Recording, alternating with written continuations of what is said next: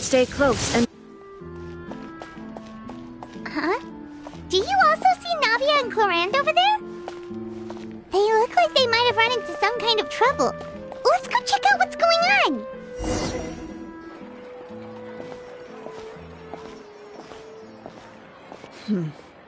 Still no dice? Not at all. And I've asked pretty much everyone in the court of Fontaine already. Lynette's ears drooped as soon as she heard that we'd have to be out and about for days on end. And Fremine, he hid himself under his helmet as soon as he realized there'd be people around that he didn't know. What about Chiori and Charlotte? I feel like both of them would be more than up to it. I've asked them already, but they're both pretty busy right now.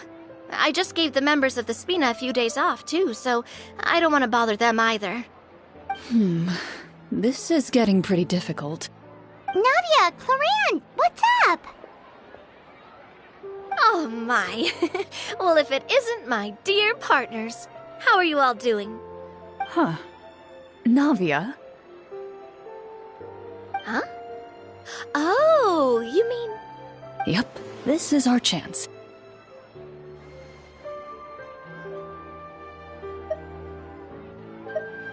Do you need our help with something? Oh, precisely. My dear partners, we've got a huge problem right now that only you can solve. Whoa, for real? Absolutely. We've already exhausted all our other options.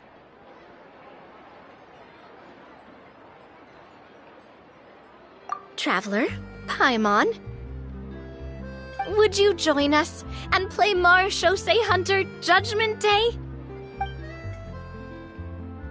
Marechaussee what now? It's a new game script by the Tabletop Troupe, a local roleplay adventure club. Ever heard of the Tabletop Troupe? They put out games that allow you to participate in a story and roleplay characters with your friends. Oh, I've loved their stuff ever since I was a kid. That sounds super interesting! Clorinde and I are both veteran members of the club. Recently, someone came up with a new script and was looking for people to help playtest it for them. And when they asked, of course I couldn't refuse. I mean, come on! A brand new script? Nobody has ever played it before.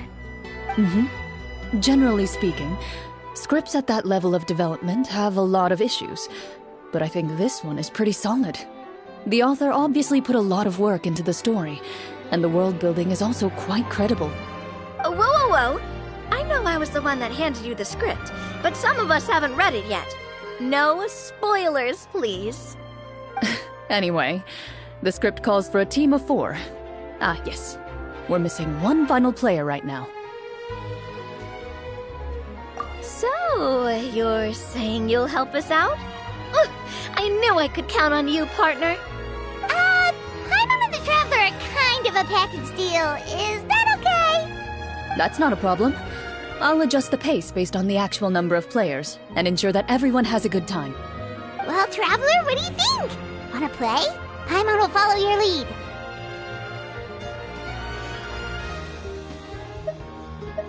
Well, that solves our problem. You have our thanks. Woohoo! I'll go grab the script manager from the club right away. The script manager? Didn't you just say that you gave Clorinde the script? The club introduced a completely new kind of gameplay for the script. In this iteration, the Game Master's version of the script is incomplete. The script manager provides the next part of the script only after players have completed the current list of objectives. On top of that, in order to increase player immersion, the club has created some of the story's sets and scenes in real life. We'll only know where we should go once the script manager reveals the starting location. Wow, you're right! Whoever wrote this script really did put in a lot of work. And it's got a real healthy amount of suspense, right? I mean, even the GM doesn't know how the story will end.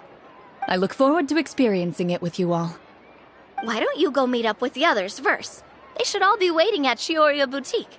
I'll come over with the script manager as soon as I find them. Sounds good. Remember to always watch where you're going, and don't rush. You say that like I'm 6 years old or something. Let me think. What kind of character should I play this time? I just hope you'll pick up some useful skills this time. Oh, and stop trying to persuade every animal you come across.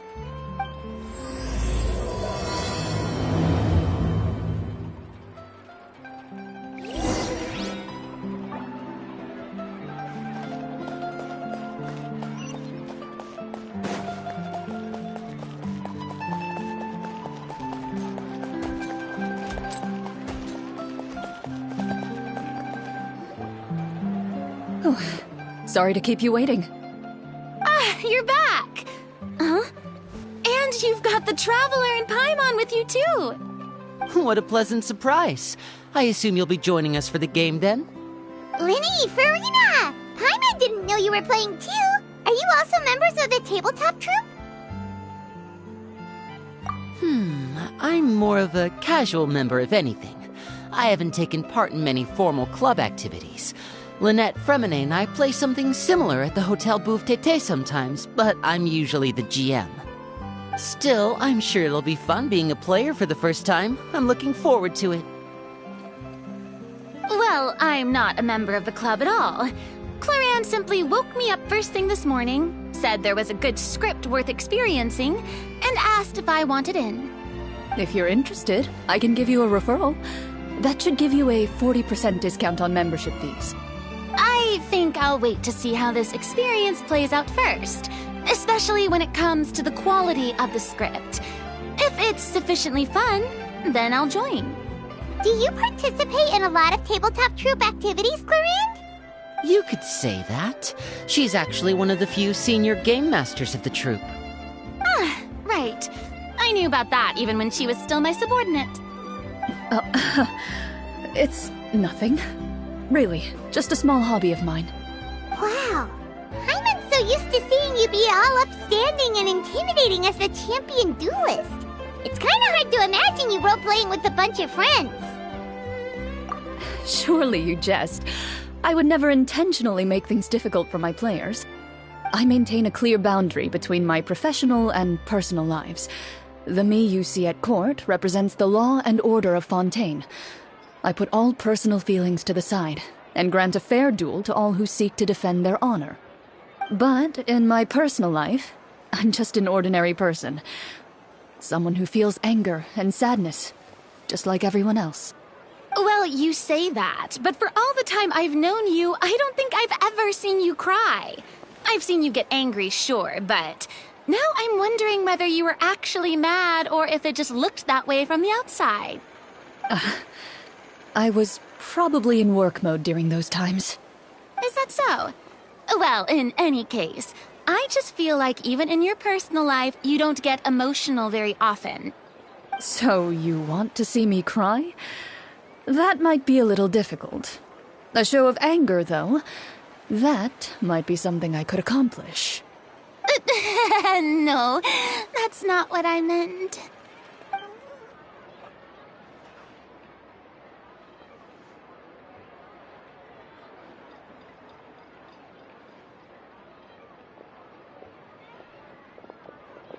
I'm back! Here, allow me to introduce you to the script manager, Mr. Florian. Pleasure to meet you all. Hello. Wait, are you a champion duelist too, Mr. Florian? Oh, no. This is just the costume provided by the club. I occasionally play a few of the roles in my scripts. That sounds like a lot of work. It's nothing. It's the least we can do to give the players a more immersive experience. Anyway, allow me to give you a brief introduction of the script. This script was adapted from the real history of the Marechaussee Hunters. You all will play the role of hunters from a bygone era and resolve a series of events unfolding in the capital. Paimon's not super familiar with the history of the Marechaussee Hunters. Is that a problem? Oh, no problem at all. I can give you a brief rundown. So, basically, Marashose hunters were people who dedicated themselves to hunting monsters and protecting the city by using a special swordsmanship technique passed down over generations. Their story can be traced back to the ancient Remurian dynasty, as well as the first hunter, Cassiodor. But I'll leave the finer details for you to seek out and discover later. And I'll provide additional commentary as the story progresses. In that case, brave hunters, are you ready to set out on an unknown adventure? Whoa, just one sentence and it's like we're in the story already! Aha, I see many a determined gaze before me. Very well, head over to this location and begin your heroic journey. So, as we follow the story, it leads us to specific scenes? Ooh, sounds pretty innovative. What does the message in the envelope say? It's the exact location of the scene, as well as the formal permission to use the venue. Huh, seems like they have everything prepared. Please check all your belongings, everyone, and make sure you haven't forgotten anything. Once you're ready, please follow me to the designated location. Sounds good! Hunter Squad, move out!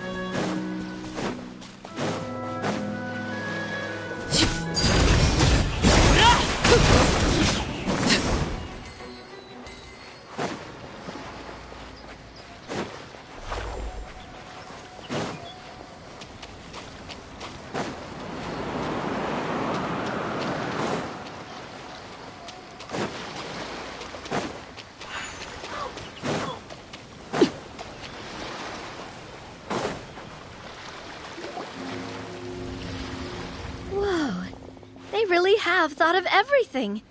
Even the Fatometer is here and ready to go for us. The Fatometer? What's that? It's a card that's used to determine action success or failure. We'll need to use it when we try to use certain skills. And what about all the dessert and tea? Is that for us as well? That's what the message said. Really? That's so nice. It feels just like a tea party with friends. Those snacks have Paimon's name written all over them! I think you might be more of a snack hunter than a Marashose hunter, Paimon. Snack Hunter Paimon reported for duty! If there are delicious snacks to be found, Paimon will track down every last one! The desserts are great. But I'm still looking forward to the story more than anything. Very fair. Then, let us begin. First, please pick up the blank character cards in front of you and write down your name and profession. You can find an abbreviated version of the rules printed on the back of your character card. If you have any questions, feel free to ask me. In this story, everyone is a Marashose hunter. To reflect this, the club has prepared a small badge for everyone.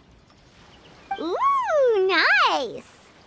As hunters, you have proficiency in swordsmanship and fighting by default, so there's no need to allocate any additional skill points to those areas. Swordsmanship? So there's a fighting part to all of this? Paimon's not sure she can do all that on her own.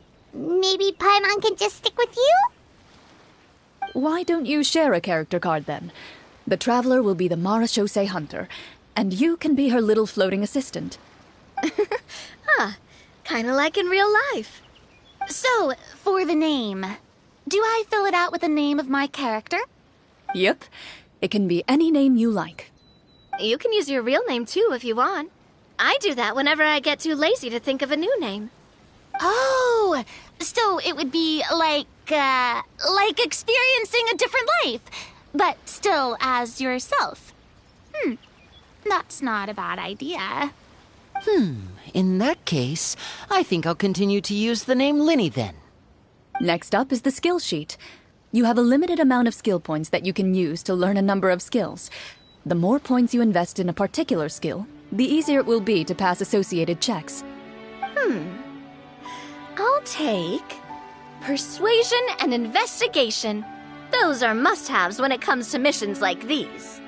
Oh, those skills sound like they'd be useful for gathering intelligence. Good idea, Navia. Just as expected of a veteran player. So, should we also take those skills then?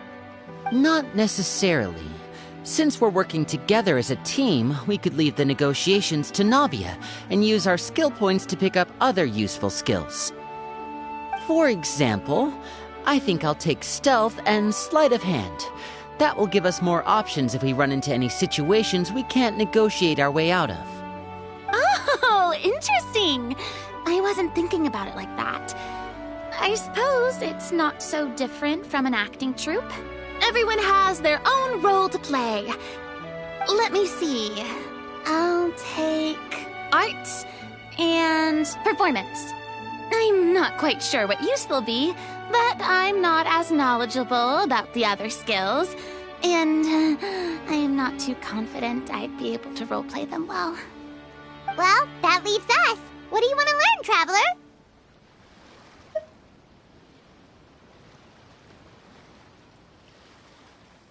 Ooh, so you want to help people when they're injured. That's nice of you. Oh, something that'll help you get a read on other people's thoughts. Sounds useful. So what do you think? Are you sure you want to learn these 2 skills? Let's see.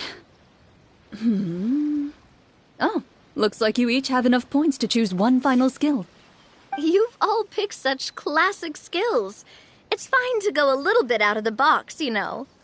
Why do I get the feeling she's getting ready to cause trouble? For example, this one here. Summon. Doesn't it sound super mysterious and cool? Oh, I saw that one just now as well. The description says, this skill can be used under certain circumstances to summon characters or creatures that fit the script's world-building rules.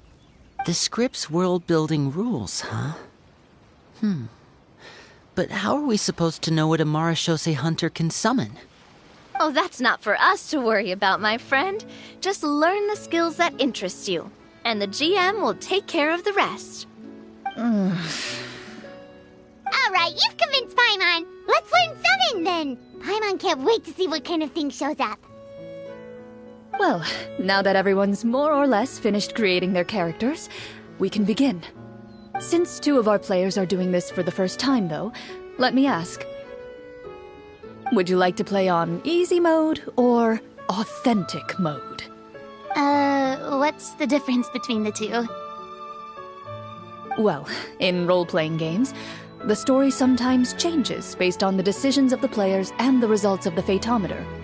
For example, if you fail a check, that means you cannot use the target skill in that scenario. A critical failure may even result in further negative consequences. If you choose to play in authentic mode, every time you elect to use a skill, you'll need to use the Fatometer to see whether you succeed or fail, and face any consequences that may follow. If you choose easy mode instead, every check will be successful by default, and you won't have to worry about luck playing a factor.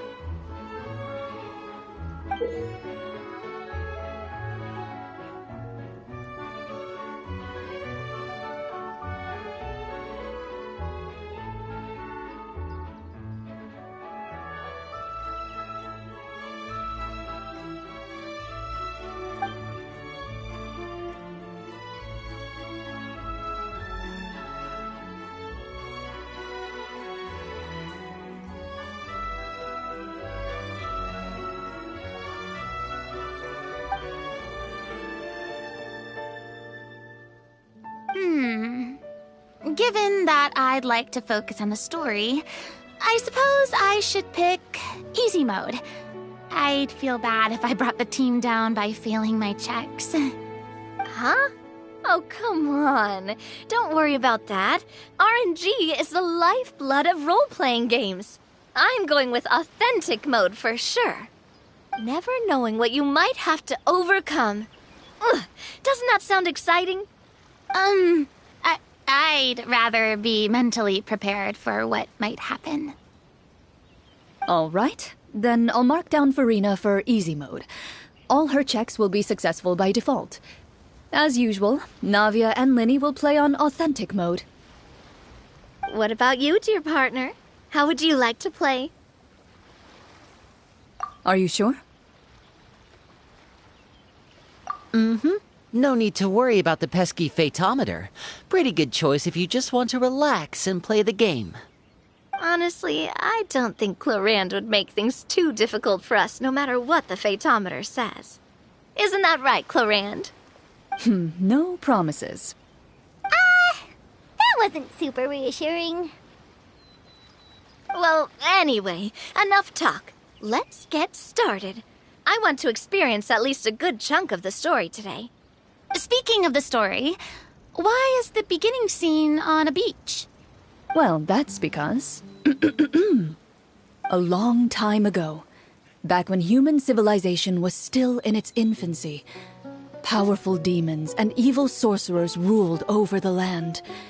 They created a host of monsters and sent them to slaughter all humans in existence. Soon, a group of human rebels banded together. With their swords raised, they swore to brave the darkness, and in doing so, subdue each and every monster that sought their destruction. They became known as the Marechaussee Hunters.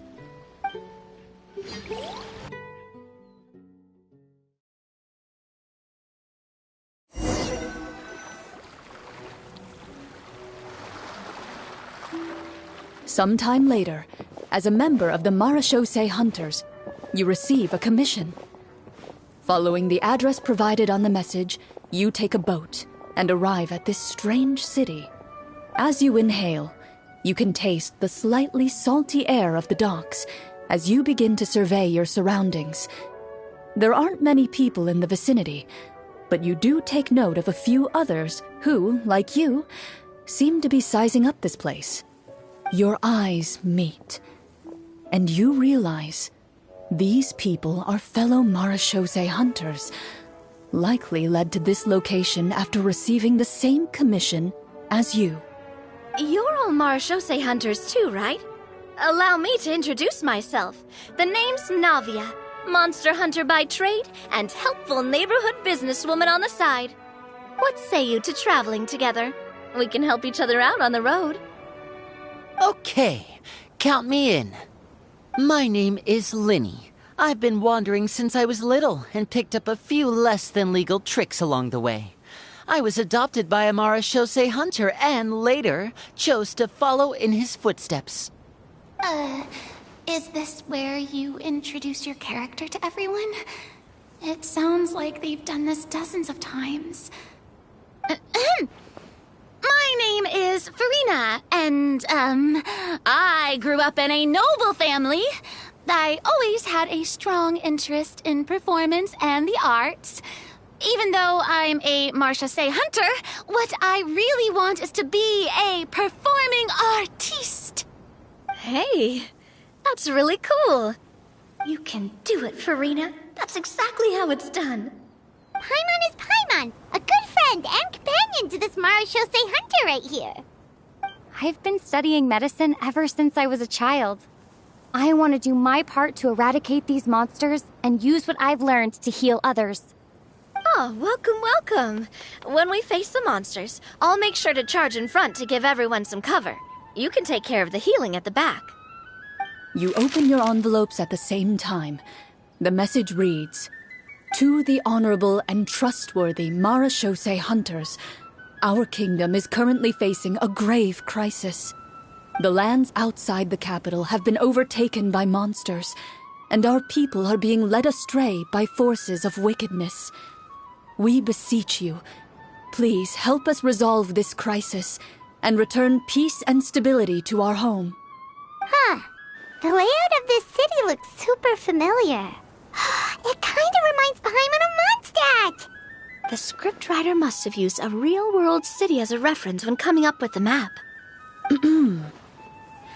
As experienced hunters, the layout of the city reminds you of places once traveled. You recall the sight of tree-lined streets and the gentle tranquility of days gone by.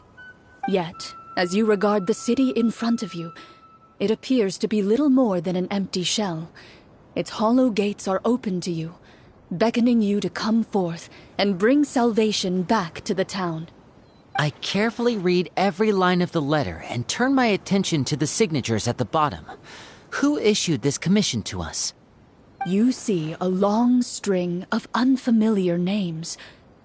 It would seem that many of the residents of the city issued this commission together. They sensed that things were not right within the kingdom and sent a distress signal to the outside world.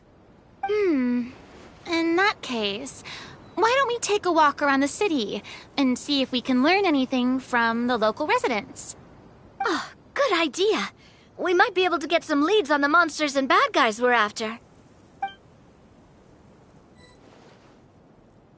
You look up and see a tavern nearby. It appears to be open for the day. Why don't we go check out that tavern? If the novels I've read are anything to go by, taverns are usually full of information.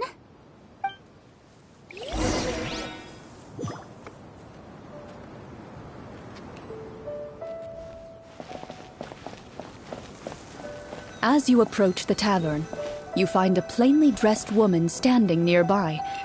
She appears to be rather troubled about something.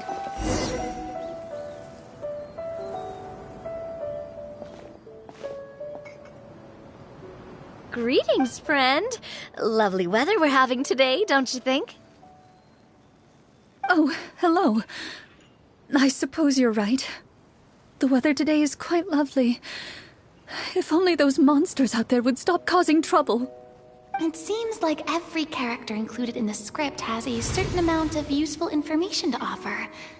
If we keep asking questions, we might be able to get some good leads. Oh, come now, don't be sad.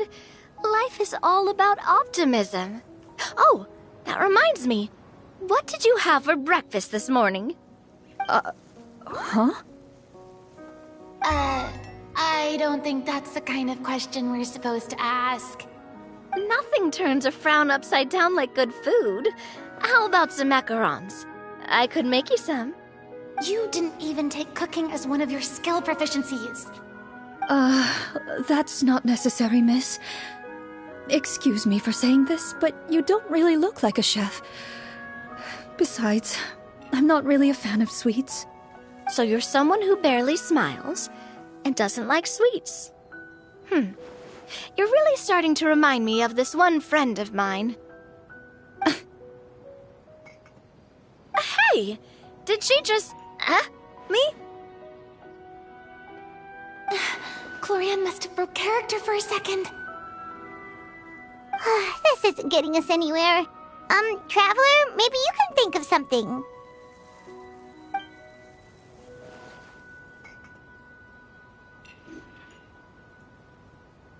The results of insight checks aren't disclosed to the players, so I'll be the one consulting the photometer.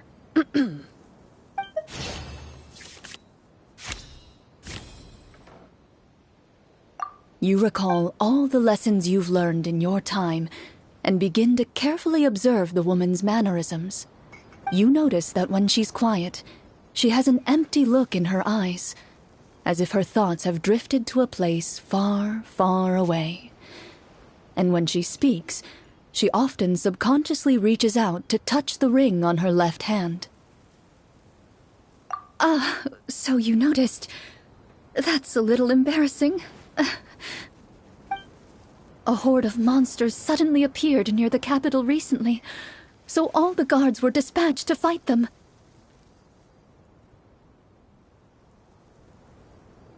Do you remember when those monsters appeared? I'm not completely sure. All I know is that my husband was dispatched to fight them 3 days ago. Do you know where he was sent?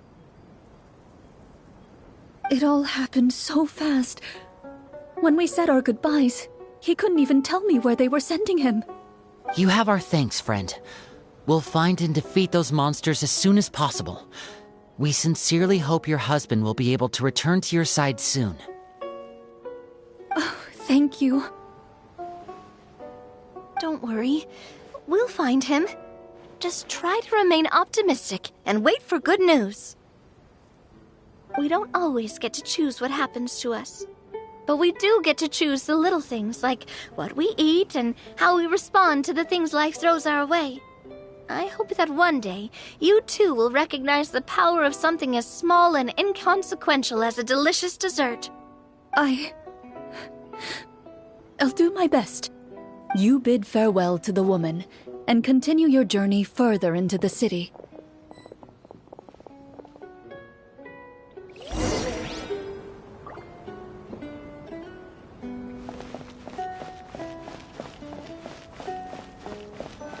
As you venture further into the city, the streets appear largely empty. An elderly woman walks past. You see her shake her head as she puts away her wrinkled wallet. A nearby merchant folds his arms and gives you a disdainful look. You get the impression that he's someone who has long gotten used to the sight before him.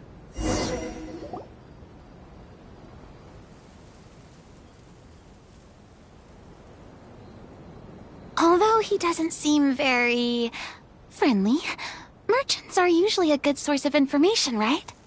Pardon me, sir. I'd like to ask a question if I may. That depends. How much are you willing to pay? How about this much? What do you take me for? Some lowly beggar? You can't even buy half an onion with that amount. Surely an onion can't be that expensive, right? What do you know? War's nearly upon us. Everything costs several times what it did before. If you're not gonna buy anything, then scram. Whoa, what a nasty guy. Maybe we shouldn't even bother talking to him. But he still might have information we need. Traveler, can you think of something?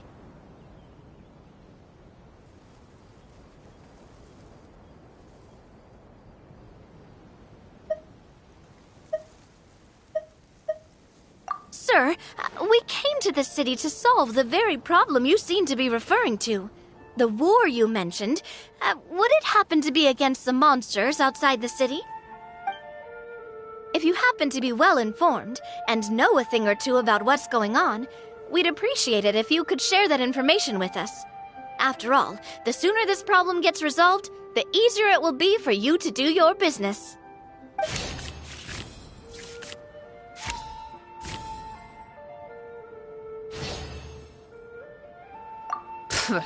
Well, things are basically as you said, young lady.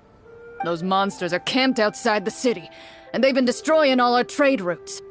We have limited reserves within the city, so if this continues, we're all gonna be in big trouble. Wait, you're saying no one has put a plan in place to distribute supplies or maintain order? We could all starve, and those nobles in the palace wouldn't even break a sweat. Who knows? Maybe they've been in cahoots with the monsters all along. That is concerning. All right. That's all the information you need, right? Off with you now. I've still got business to do.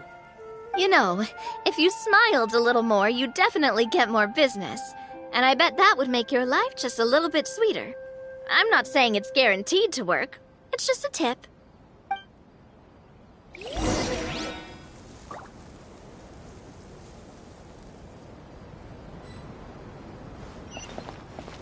Should we try to go somewhere with more people?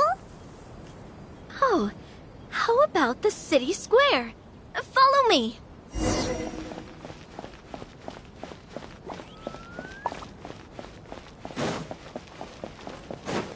Before you lies the city's central square. You see a man with a slightly anxious look on his face, pacing back and forth, his head hanging low. He doesn't seem to notice your approach. Still immersed in his own thoughts, he shakes his head and lets out a long sigh. This guy seems promising enough. Maybe I can get some information out of him. Hello, sir. Is there anything I can do to help you? Wait, you're... I'm... Oh, dear goodness! You're a Marashose hunter! You recognize us? Ah, are you one of the people who wrote the commission letter? Yes, yes! Oh, I didn't expect you to actually come. Oh, what great news! The city is saved! What happened here? Alas, we once lived comfortable, carefree lives. This city used to be free of monsters. The first Marashose hunter, Casiodor, the Golden Hunter, he was the one who drove them back. However, monsters have once again surrounded the city. Perhaps the seal that kept them at bay has lost its power. Or perhaps an evil sorcerer has been meddling in our affairs. All I know for sure is that their return has stripped the city of any chance at peace. Are there not enough soldiers to drive them out? It's not a question of numbers. The guards simply have no idea how to deal with them. Most people my age have never even seen one of the monsters, much less been trained to fight against them. What's worse, many of us don't even know the history of the Marashose hunters anymore. When I was a child, though, my grandfather would tell me stories about how the Marashose hunters drove back the monsters. So, on the off chance that something might come of it, I decided to reach out to you. To be perfectly honest, I was starting to think all those stories were just tall tales. But now that I've seen you in person, I finally know that it was true! Well, you can rest easy, friend. The righteous and formidable Marashose hunters are on the case. The man is touched by your determination and resolve.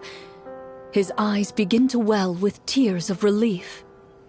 Still, if we are going to hunt the monsters, we need to know where to find them. Can you give us any leads? All I know is that the area outside the city is dangerous. I'm afraid I can't point you toward a specific location. Oh, although, if you leave the capital through the main gate and follow the road, you should run into a group of guards. They might know more about where to find the monsters. I see. We'll go look for them then. All right, be careful. Oh, and one last thing. The monsters outside the city are just part of the problem. There are evil sorcerers inside the city as well, so be on your guard. They're actively working with the monsters, and have corrupted the court ministers with malicious magic. They're the reason why, even inside the city, everything has been a giant mess. Even one of our kindest ministers has turned into a boorish and unreasonable figure, interested in nothing but enacting laws that exploit the people. Who knows how much longer we'll be able to go on like this. Talk about being stuck between a rock and a hard place. I feel bad for him. Maybe we should try to cheer him up?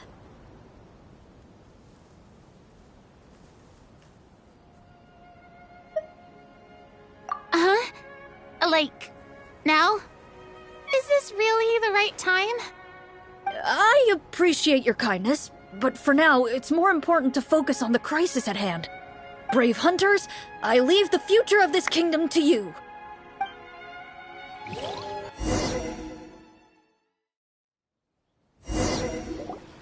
If I understood correctly, there are currently 2 problems in the kingdom that need solving, right? Exactly.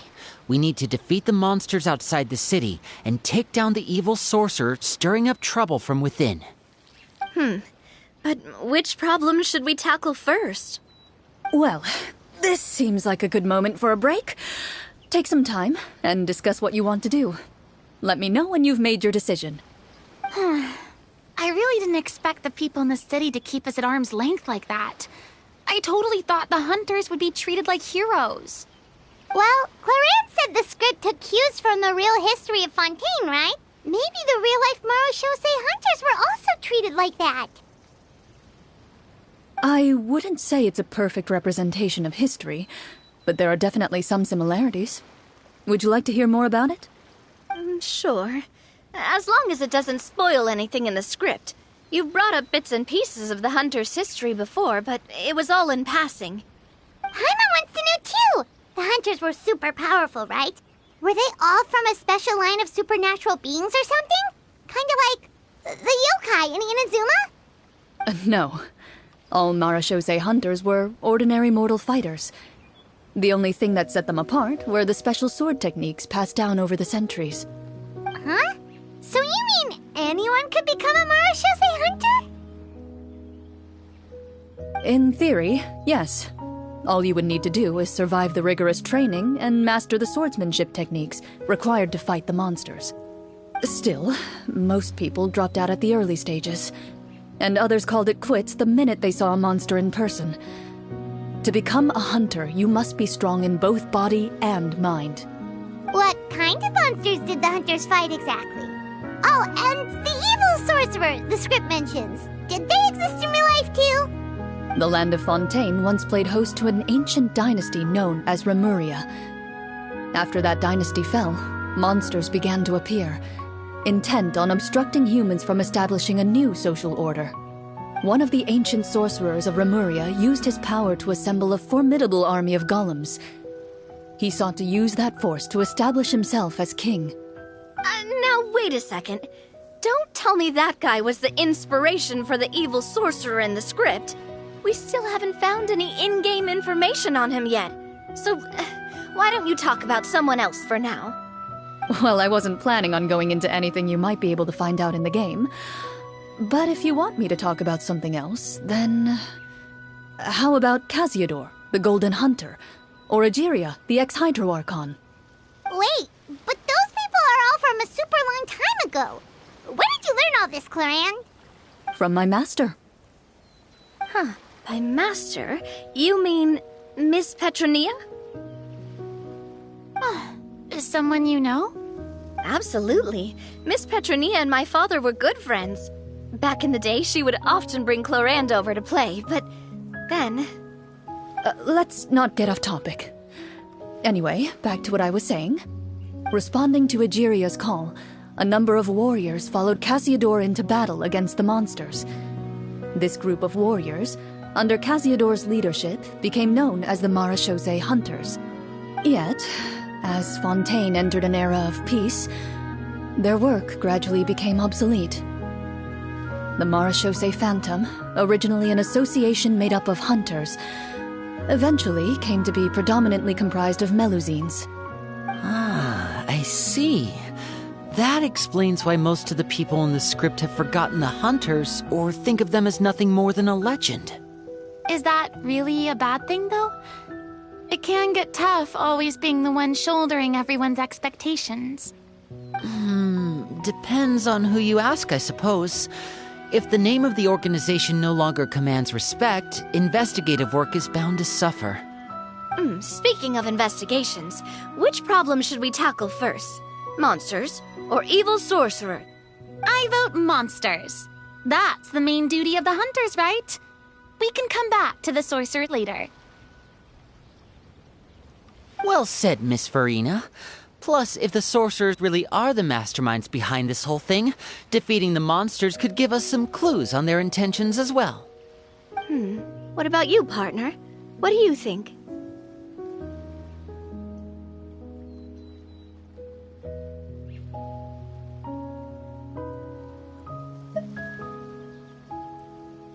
I mean, you're not wrong. But those characters are usually the ones pulling the strings behind the scenes. More often than not, they're very formidable opponents. Going after them now might be jumping the gun a little bit. We don't want a total party kill on the first day, right? With Clorinde as the GM, I wouldn't rule out the possibility.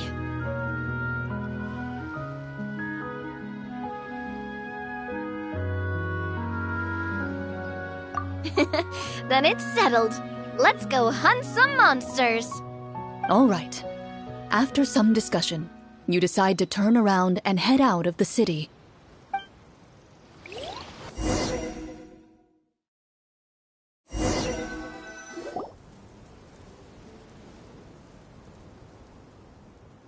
Let's take a look around, like that guy said. You there! Outsiders, halt! Who's there? An armored man approaches you. He has a tall, muscular build and a determined expression in his eyes. Just one look, and you can tell he's fought in his fair share of battles. Although he's trying his best to conceal his current state, his uneven gait and the sweat dripping down his forehead make it obvious that he's been wounded and is in serious pain. "I'm the captain of the guard. I saw you sneaking around the city earlier, so I'll only ask this once. State your purpose, or it's off to the dungeons for the lot of you." Wow, it's been a while since someone's been this suspicious of us. I said talk, not whisper between yourselves. Have you ever heard of the Marchese Hunters? Marachose hunters? Ha! That fairy tale, you mean? What, you expect me to believe you're one of them?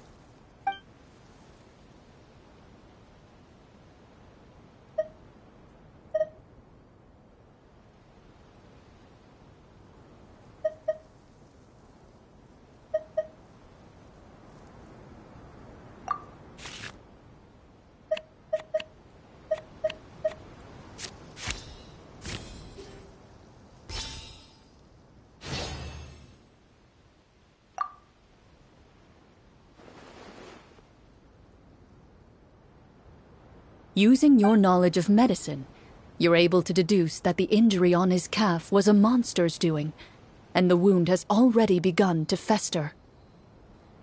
As you check him over, he looks at you with suspicion and retracts his injured leg further back. I'm a doctor by trade. Please let me redress your wound. You don't have to suffer like this. The man appears somewhat disgruntled at having been exposed, but soon relents and raises his leg for you to take a better look. He allows you to apply a poultice of specialized medicine to the wound, and it appears to bring him much relief. The tension in his brow eases. "All right. Guess you lot might actually be real Marachose hunters after all. In any case, you've successfully treated my wound. So, what do you want to know?" Do you know where we can find the monsters, or the other guards who are fighting them?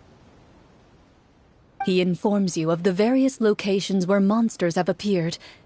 He looks in that general direction with a pained gaze, as if a thin, invisible thread is pulling on his wound.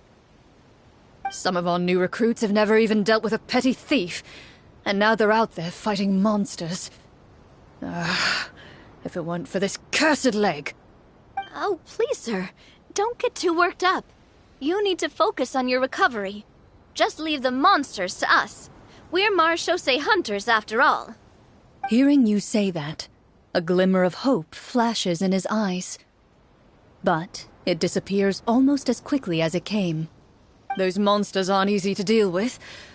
But if you insist on going, I won't stop you either. I just hope all the guards will be able to come back to their families alive. I wish you the best of luck."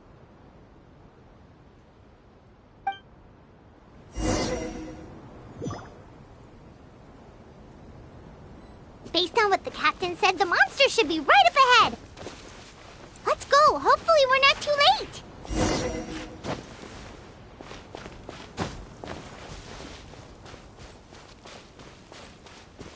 As you approach the battlefield, you see numerous people lying by the side of the road. They appear to be dressed like guards. Their faces are filled with desperation and terror.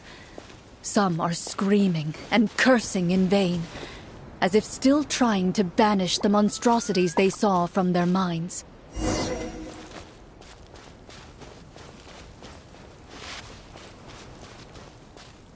A few of the wounded look up at you in shock and disbelief. "Quick, leave this place. Turn around and don't look back," they yell.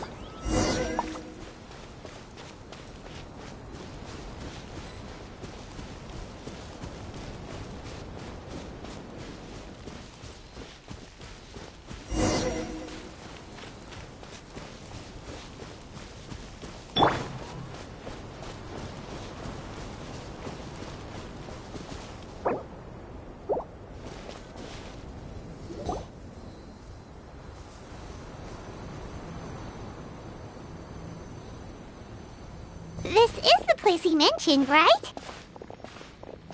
You see broken iron swords scattered all around you, and downed trees riddled with terrifying claw marks.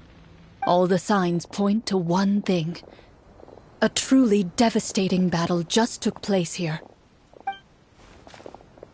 Be on your guard, everyone. The monsters might still be around. Before you can finish your sentence, you hear rustling sounds from the surrounding bushes. The monsters have emerged. They close in on you without fear. You get the impression that, in their bloodthirsty eyes, you're just another meal for them to devour. A little help here! This thing wants to eat Paimon! Your battle round begins now.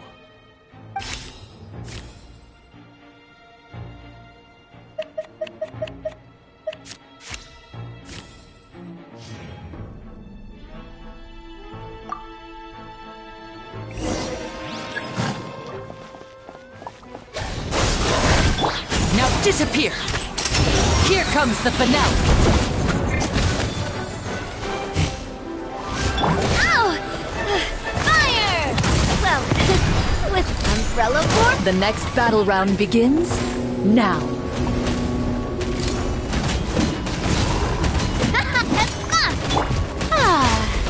May I present?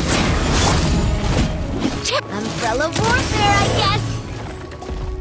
The monsters let out a terrifying roar of anger and resentment before dissipating into thin air. Ugh, thank goodness it's over. We're lucky the Marashose Hunter class came with all those preset skill points. Otherwise, we would have been in some real trouble.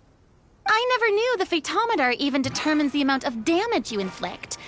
If you get unlucky, isn't it just game over right then and there? That's part of the fun. The uncertainty of fate is what gives these games their appeal. Just as you begin to celebrate your victory, a suspicious lump on the ground catches your attention. A suspicious lump? Wait, could it be the thing that appears after every battle? I walk up to it, crouch down, and begin to carefully examine it. I've still got my right glove on, so it should be fine for me to touch it, right? As you investigate the mound, you discover that the exposed portion appears to be made of wood. It was previously obscured by the large form of the monsters. With the monsters gone, the small protrusion now awaits your discovery, poking out of the ground like a shy flower bud. Whoa, it's a treasure chest!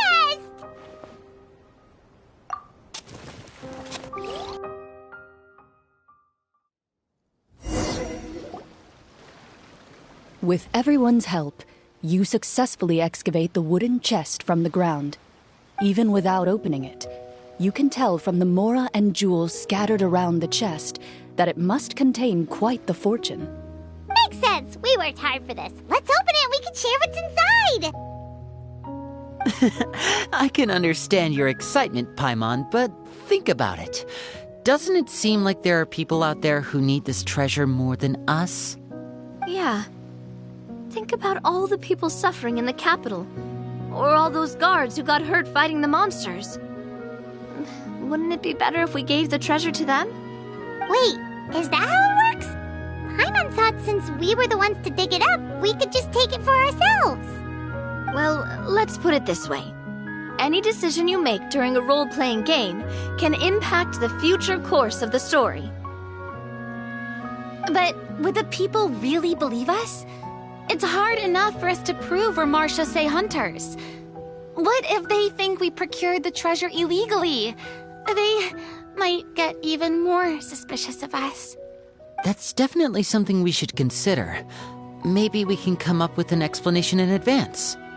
Well, if donating it could cause that much trouble, why don't we use it to buy some gear and fill up on good food? Then we'll be ready to fight even more bad guys. Looks like you're facing a difficult choice once again. Well, it's getting late. Why don't we call it a day for now? Wow, where did the time go? I'm not sure if it's because I'm having so much fun with you all or because the story is particularly enticing, but I feel like I could almost keep going. Here, here. Ooh, how about we play through the night? I'm not sure I'll have enough energy for that. Yeah, that won't work for me either. Lynette will give me an earful if I get home too late. I understand how you feel, Navia, but we have to change venues for the next part of the story anyway. Huh? Another location? There's a special note for the GM at the end of this section that says to proceed to an indoor set for the next part of the script.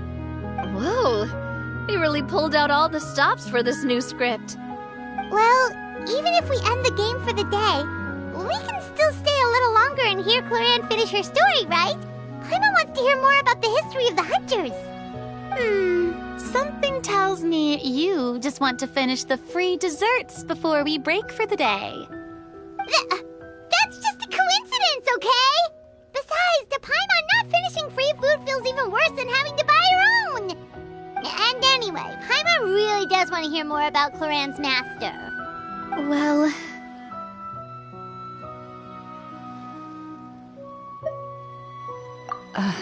It's nothing. I appreciate the concern, but it's all in the past. It won't do any harm to share these things now.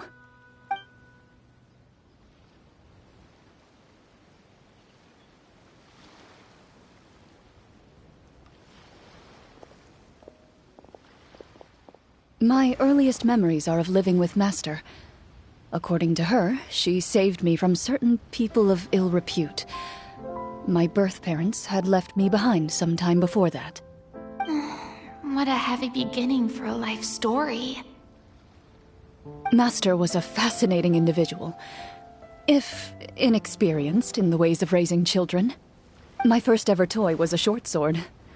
Although I suppose it wasn't so much a toy as something Master removed from her waist and handed to a noisy child in need of distraction.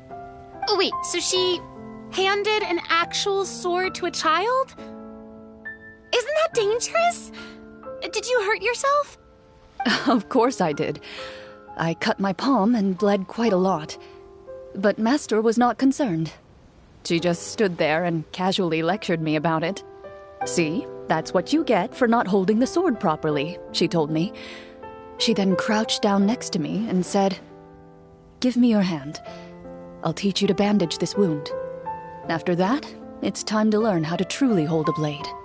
Excuse me for asking this, Clorinde, but how old were you exactly when all this happened? Probably around, 3, give or take. 3? Isn't that when most kids are still struggling to hold a fork? As I said, Master was rather inexperienced in the ways of raising children. She believed trial and error was the best way to teach a child what they're capable of. I'm not so sure this is a question of experience. I didn't see anything wrong with her ways at the time. And anyway, children don't get to choose how they're raised.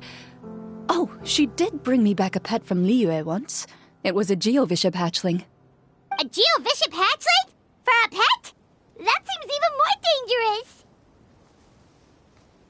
What she said was this: make sure to get along, you two. If you really can't agree on something, just settle it with a fight. Whoever loses is the real pet. And how old were you when this happened? 5. Well, did you win? No, I lost. So you're saying you actually became the Geovishap's pet? Yes, but only for a week. By the end of that week, I defeated it in combat, and we've shared a cordial relationship ever since. That really doesn't sound like the kind of childhood someone should have. Later on, I gradually understood that Master most likely didn't know any other way to raise a child. She was a Marechaussee hunter, but I never heard her bring up her own parents. Thanks to her, I learned how to navigate the forest by the age of 6, and could hunt monsters in the wild by myself the year after that. Even though the training she subjected me to was strict, she always made sure to take me traveling when she had the time.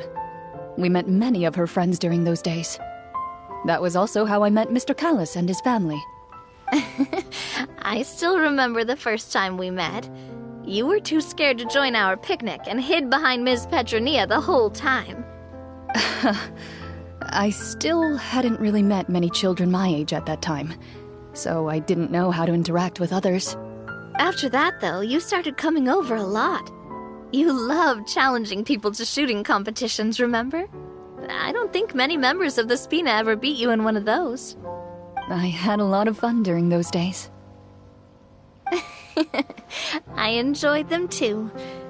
Oh, do you remember that one time we went exploring around the Spina together? We overheard Papa call your master Fontaine's Protector of Justice. We tried to pretend like we never heard anything, but you nearly let it slip that one time.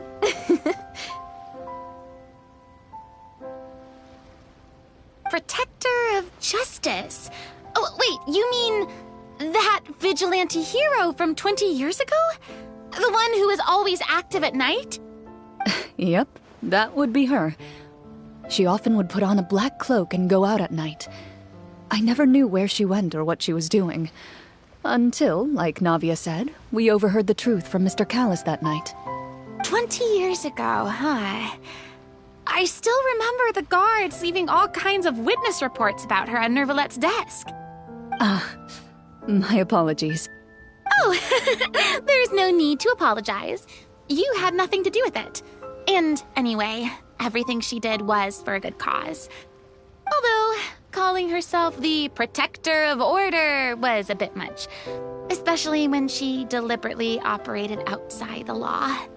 Huh? When did the Protector of Justice become the Protector of Order? Oh, she had a bunch of code names. I heard she would just come up with a name on the spot whenever she was asked. Later on, she probably got sick of answering those questions and decided to stick to just two. The Protector of Justice and the Protector of Order. That sounds like her, all right. I bet she forgot which of the two she'd use by the time she got back each night. Well, she certainly sounds like a fascinating individual. With her strong sense of justice, it's no surprise her student followed in her footsteps. It's true. I always wanted to become like her. Someone powerful, independent, and with a strong sense of conviction. But...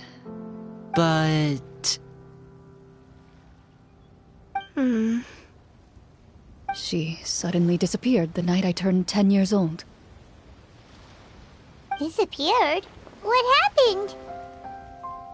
I have no idea. She didn't even leave a note. I was never able to find out where she went. That night, I was celebrating my birthday at Navia's house. But Master never came to pick me up. When I returned home on my own, it was to an empty house. When she still didn't appear after a few days, I went to Mr. Callis's house to ask about her whereabouts. But he only shook his head. Papa probably didn't know either. I know he sent a few people to investigate the matter in secret, but they never found any credible leads. Don't worry, I understand. To be perfectly honest, given Master's personality and way of doing things, it all made a lot of sense. If I had to guess, I'd say she probably used it as an opportunity to force me to become independent. Just like how, when a litter of kittens reaches a certain age, the mother willingly leaves them behind. Were you upset, Clorinde?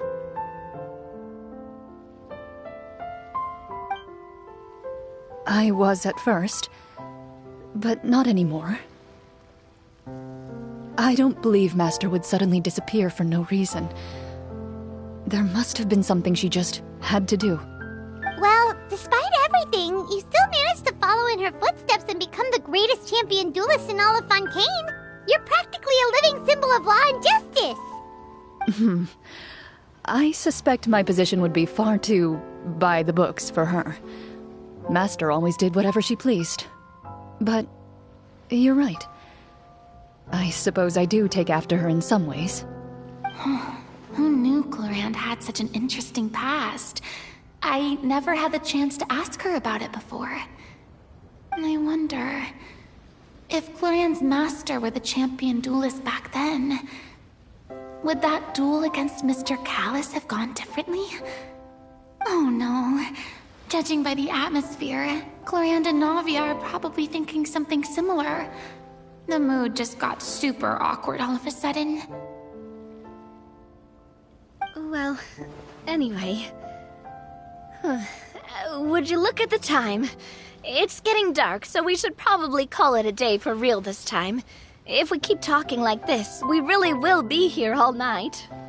I had a great time today, Miss Clorinde. Thank you for being our GM. Anytime. The script was good, but I've got to say, your childhood stories were even better. Hey, you should tell us more about that fight against the Geo-Bishop sometime. Maybe your master was onto something. You could be right. What does she mean, onto something? I certainly don't know any 5-year-olds who want to fight a bishop in their spare time. Guess I'll head back as well. I need to save my energy if I want to continue enjoying the story tomorrow. You're that excited to hear about my fight with the bishop? I was talking about the script.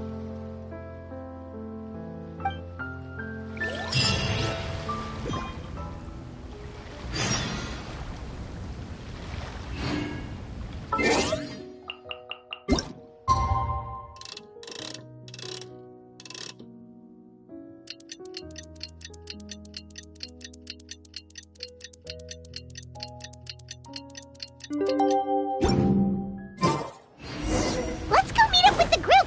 Paimon's really looking forward to today's story.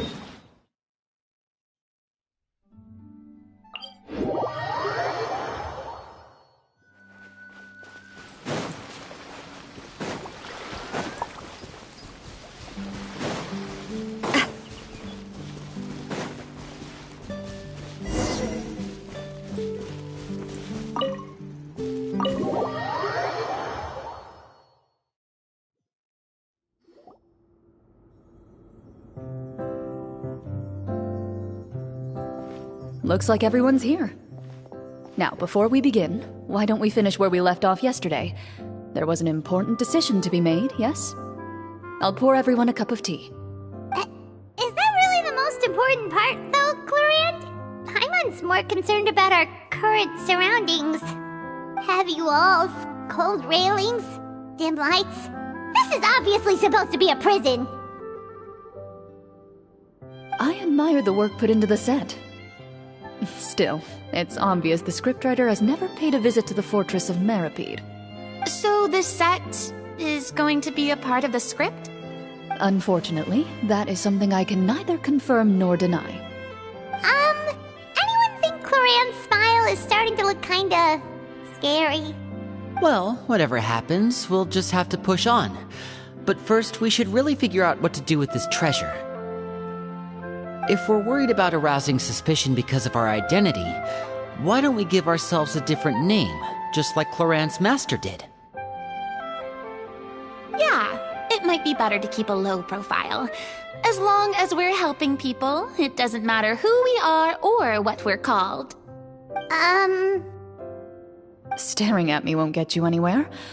Or did you want some more tea? Oh, Paimon's good. Thanks. Why aren't you saying anything, Navia? Wait, what's that next to you? Oh, this is the short sword Clorinde mentioned last night. I found it. Huh. I'm surprised you managed to track it down after all this time. Well, I made sure to take good care of it, considering the circumstances in which you gave it to me. Of course I had to keep it safe. Anyway, where were we? Oh, right. I was just thinking about all the potential ways for us to break out of prison. We could dig a tunnel, or try to bribe the guards. Wait, we haven't been thrown into prison yet, have we? Well, it's only a matter of time. It pays to be prepared. Just like how you should always have an umbrella on hand, even when it's sunny. Alright, Paimon's made up her mind. Let's just give the treasure away.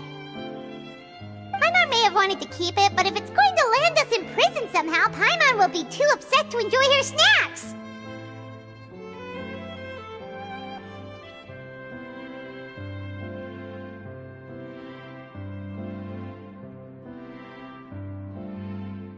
So, you've reached an agreement? All right then, we can continue with the story. Oh, and we'll collect all the scattered pieces of treasure on the ground as well. All right.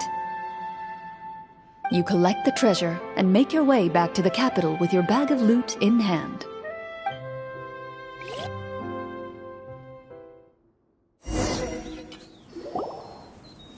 The city is still shrouded in a gloomy, oppressive atmosphere, but your spirits are surprisingly high. In places where sunlight struggles to reach, you generously share your wealth with the children, the elderly, and the poor in urgent need of help. Thank you, kind soul.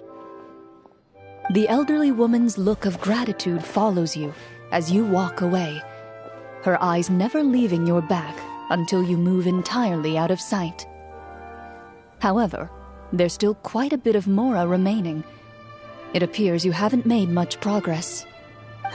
She's probably trying to tell us to speed this up. We need to hurry up so we can address the sorcerer problem. Should we go find that man again at the square? He seemed like a pretty responsible guy. I'm sure he knows the people here far better than us. Oh, good idea! Just as you start to make way to the square, intent on finding the man again, there's a voice.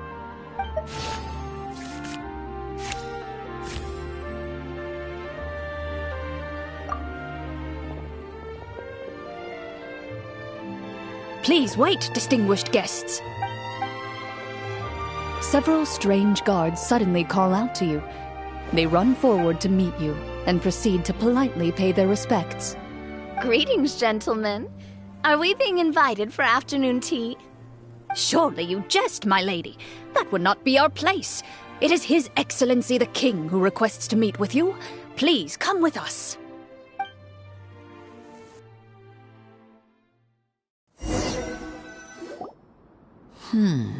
Do you think this could be a trap? Well, we have to investigate the court at some point, right?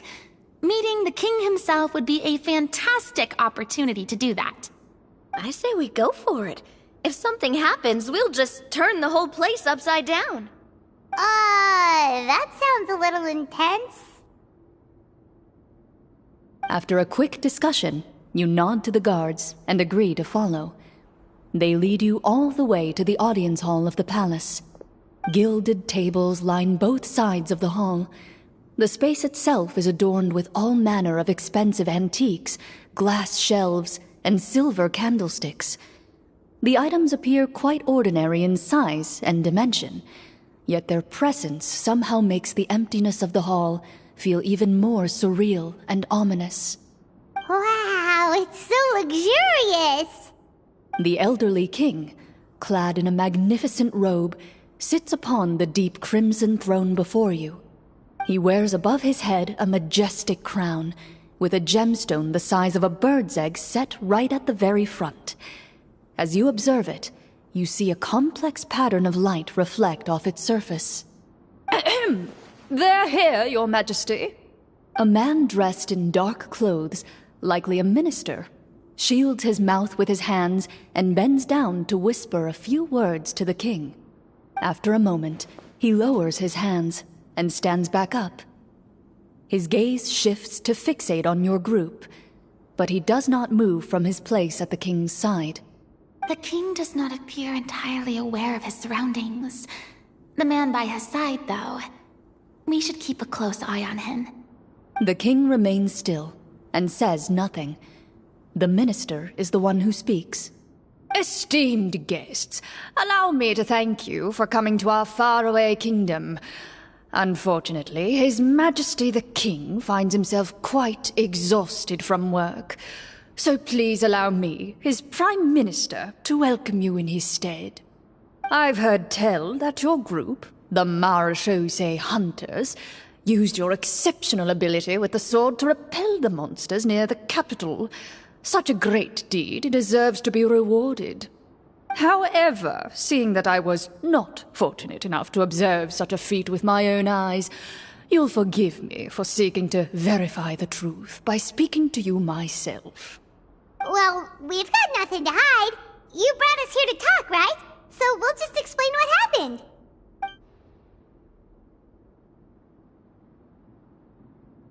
The golem's blades were so powerful, they could cut down trees in a single swipe! It took a lot of effort to defeat them, even for trained swordsmen like us. Well, that was enough details, right? Believe us now? Your account does indeed match those of the survivors. Since you were the ones who defeated the monsters, that must mean you are also in possession of the treasure they stole?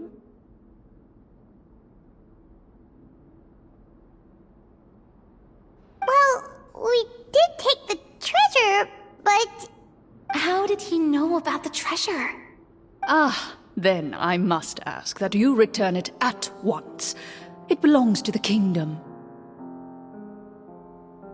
Wait, but didn't you just say that our great deed deserved a reward?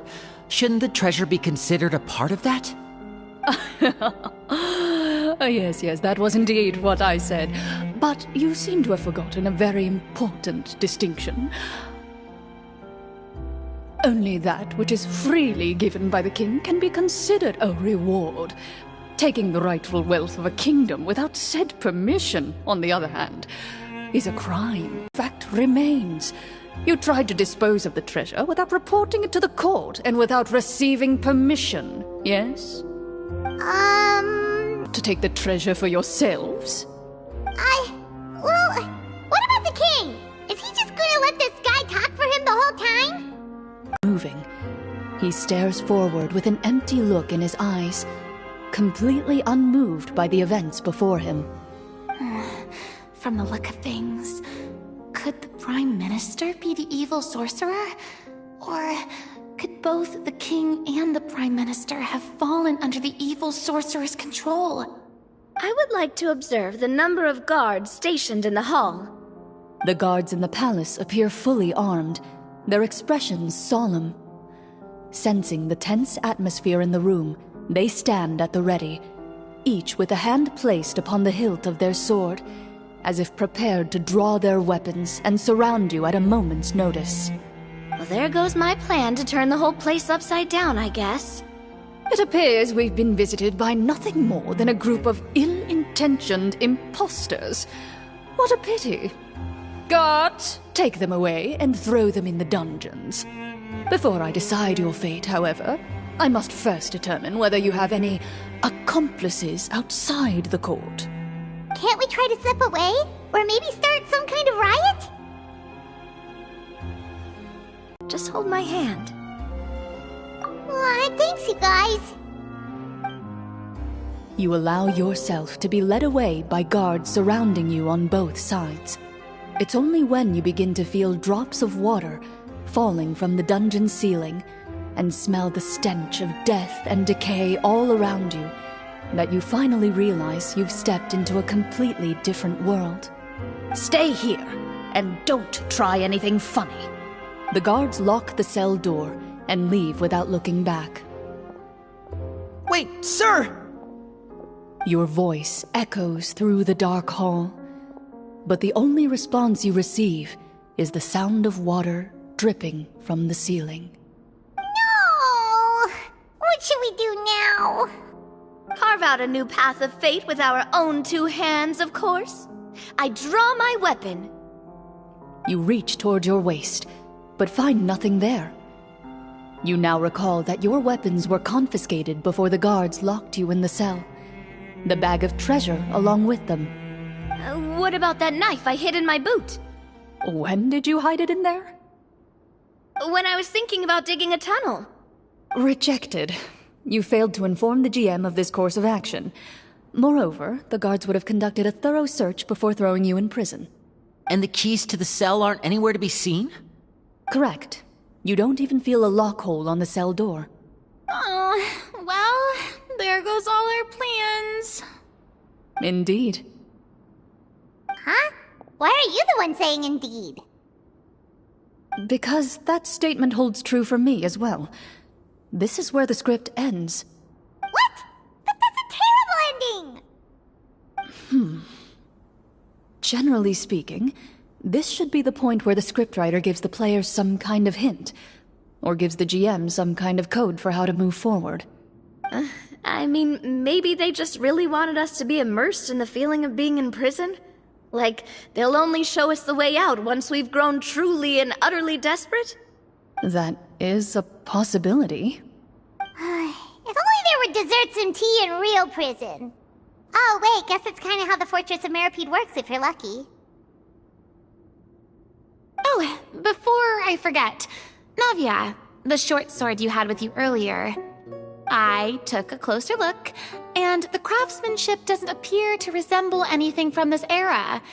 If I remember correctly, that style was last in vogue several hundred years ago. Wait, Clorinde said that sword used to belong to her master, right? Does that mean her master has been alive that long? I doubt it. The way she went about things often made her seem childish more than anything. I'd say the sword was most likely an heirloom passed down over time. Hang on. A precious heirloom passed down to you by your master. And you gave it to me just like that? You weren't worried I might lose it? Master left many things to me when she disappeared. There was the sword, an old key, and a good amount of junk she probably just didn't want to take with her. I gave you the sword back then, because I didn't want our friendship to end. Wait, when did this happen exactly? After the duel. Between Mr. Callis and myself.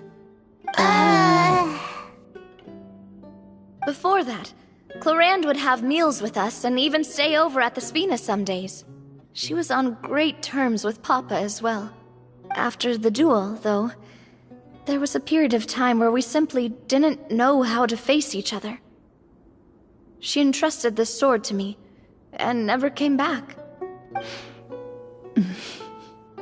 We were both sad, and conflicted, and totally overthinking everything as a result.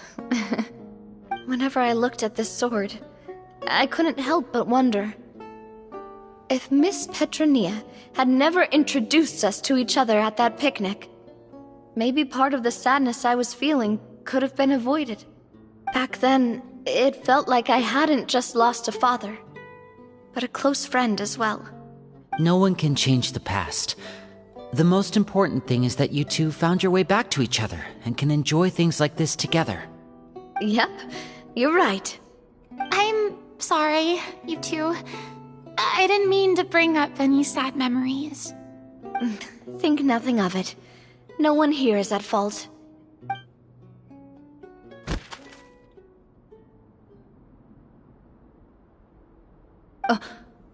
Huh?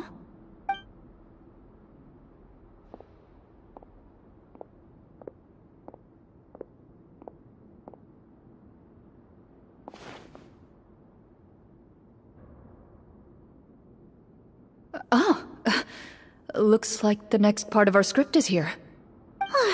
Perfect timing. The situation was really starting to get desperate. And not just because of the prison thing. From Clorinde's face, Paimon really can't tell if it's good news or bad news.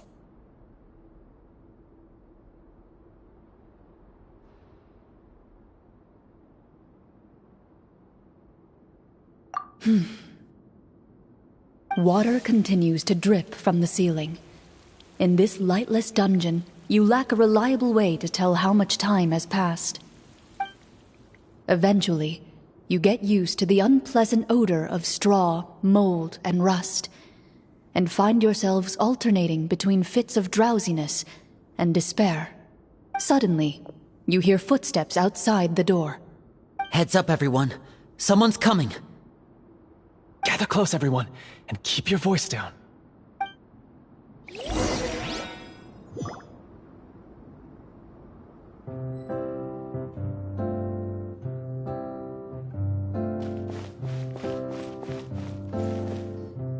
Who are you? I work as a guard in these dungeons, but my true identity is the same as your own. I'm also a Marashose hunter. Huh? Shh. I've already sent away the other guards, but if we make too much noise... I understand, but how can we be sure we can trust you? The king has issued a formal decree. In light of the irrefutable proof of your crime, you're to be executed before tomorrow's sunrise. If you want to escape, it has to be now. Executed? We barely did anything! Monsters appearing at the same location as the treasure. Could this entire thing have been a trap? There will be time for speculation once we're out of here. As for my identity, I have no way to prove that to you just yet. Infiltrating the capital was difficult, and finding a chance to speak with you has taken a lot out of me. I could go on, but I think we can all agree that now is not the time for details.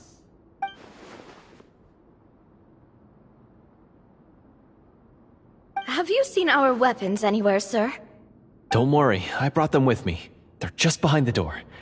Still, these weapons alone won't be enough to defeat the true enemy behind the scenes. His faction is too powerful. The guards are all under his control, and he's even stationed a number of golems in various rooms throughout the palace. To defeat him, you must find a secret vault. It is said that within that vault, the Marashose hunters of the past left behind a treasure with the power to defeat the sorcerer. You're not coming with us? No, I'll remain in the dungeons to deal with the guards. I'll try my best to distract them so they don't go after you. As long as my identity is not revealed, I'll be able to aid you when the final battle comes. In that case, please stay safe. Thank you for your concern. I will do my utmost. As for the location of the vault, here, this map should lead you there.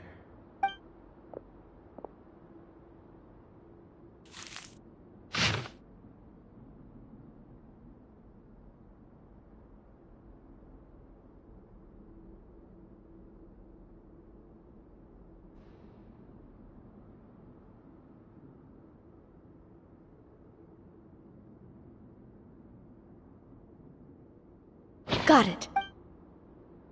All right, once I open the door, remember to stick close and refrain from making any noise. I'll lead you out of here as quickly as possible. You now have the chance to restore the honor and legacy of the Marashose hunters. So please, get out there and reclaim what's ours. And be sure to exercise caution. With the help of the guard, you successfully escape the dungeons. Your sense of despair and anxiety both seem to fade as you continue your quest.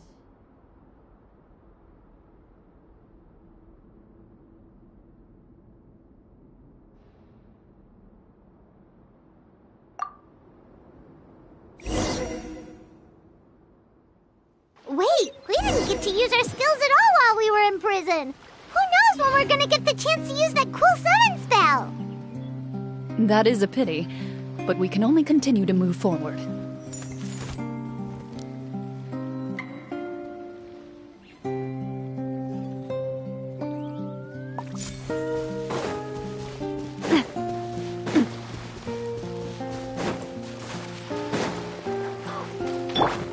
Strike a pose!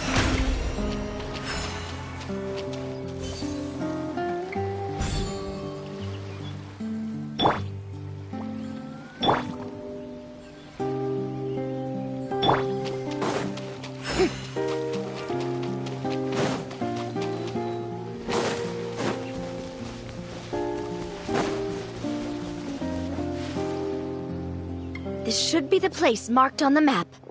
This bit of rock certainly looks suspicious. Well, I'd say an investigation's in order then.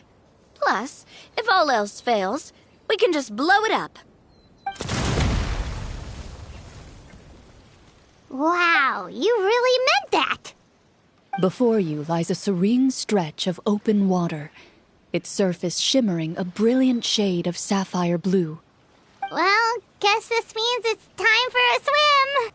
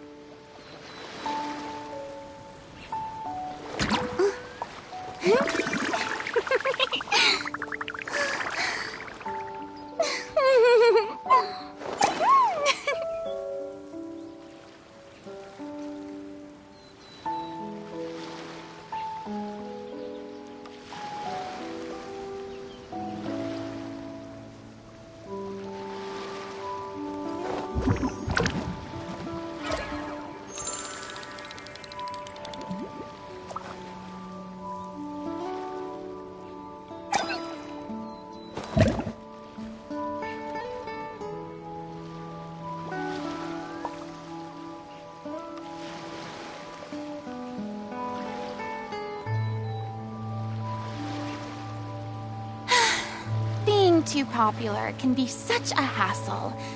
Who knew the people would adore me so much?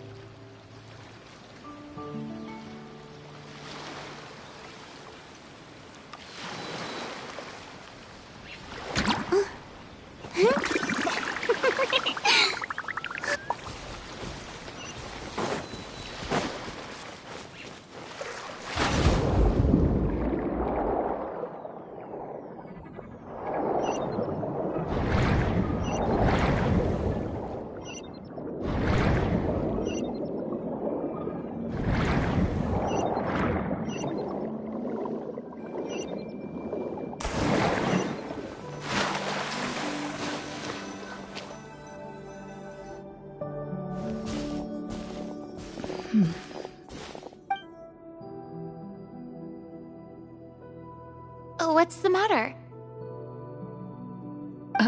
It's nothing. As you step into the cave, you find yourself in an eerily quiet space. Before you lies a narrow passageway that appears to trail off endlessly into the distance.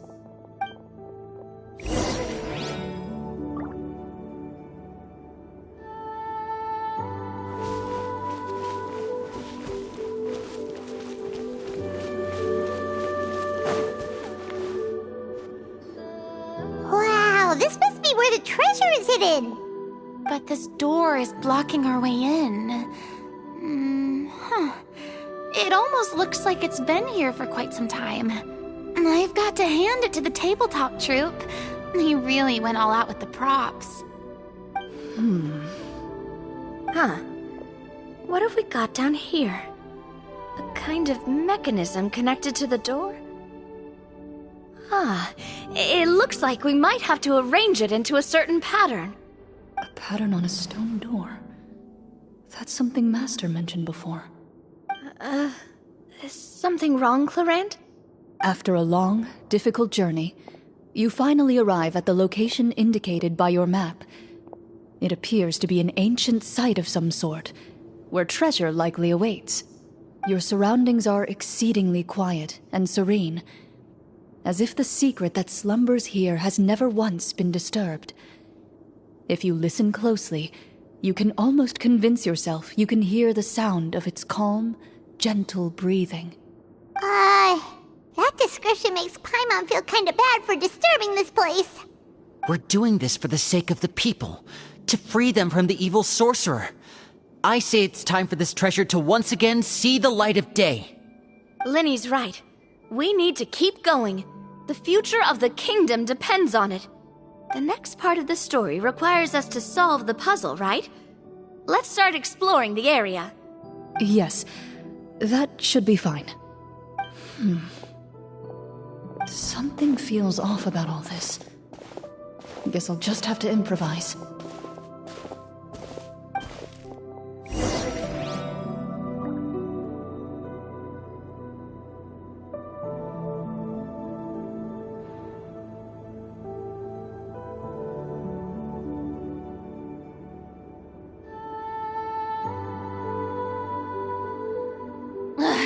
Boring!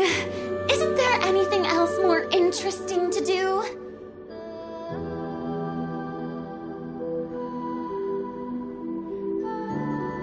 I found something! Found something here, too.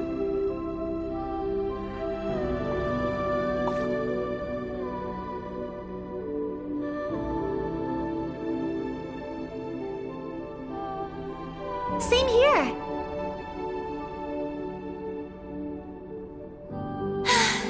Being too popular can be such a hassle. Who knew the people would adore me so much?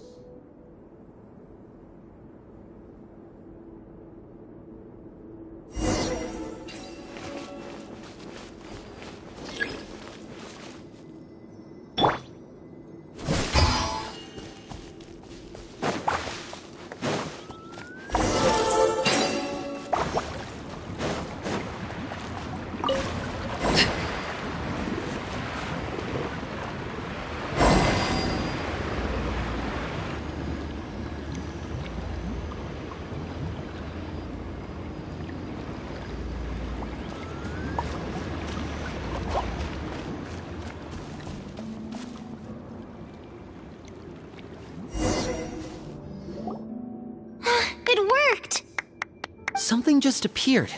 Some kind of new mechanism, maybe? By solving the puzzles, you prove yourselves worthy of inheriting the secrets of the past.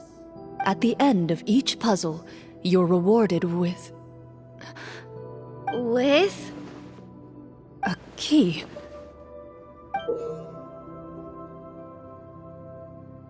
Oh, it must be the key to the big door. Huh? This is one of the Marechaussee Hunter keys that are passed down from generation to generation. It looks just like the one Master passed down to me. It is said that 4 keys in total are required to form the final, complete key.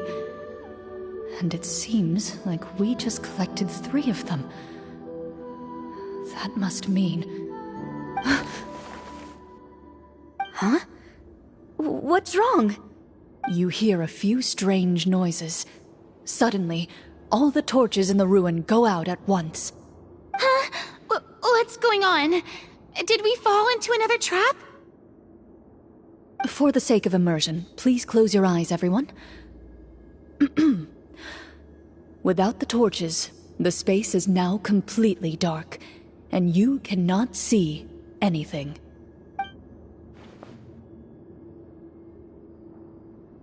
But Paimon can still see a little bit over here. Oh, right, sorry. Suddenly, you hear the sound of footsteps pierce through the darkness. There's someone else here? Oh, this is so unsettling. I can't see anything. I've been discovered then. Wait, that voice, it's... You recognize the voice as belonging to the guard who led you to this place. It appears he now covets the treasure for himself, and has come to stake his claim. Oh, so this is just part of the script. Then I can probably relax. Well, if we can't see anything, that means we can't fight to the fullest of our abilities. Should we retreat for now? Judging by the way he's holding his sword, he must be a real Marechaussee hunter. But this isn't part of the script. Retreat? That's not the hunter way. If it's dark for us, then it's dark for him. We choose to fight. Your choice is noted. Please keep your eyes closed until I tell you the torches have been relit. This battle will be in the dark. You got it. Well then, let us begin.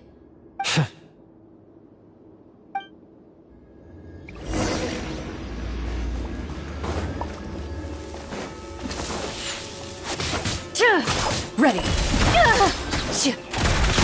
like to try to hit him with my sword.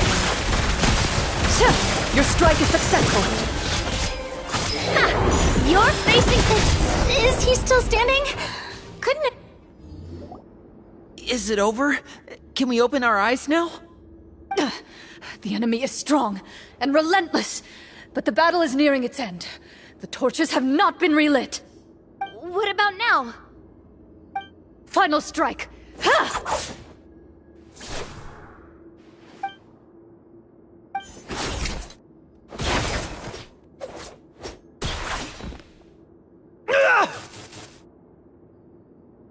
Well, did we get him?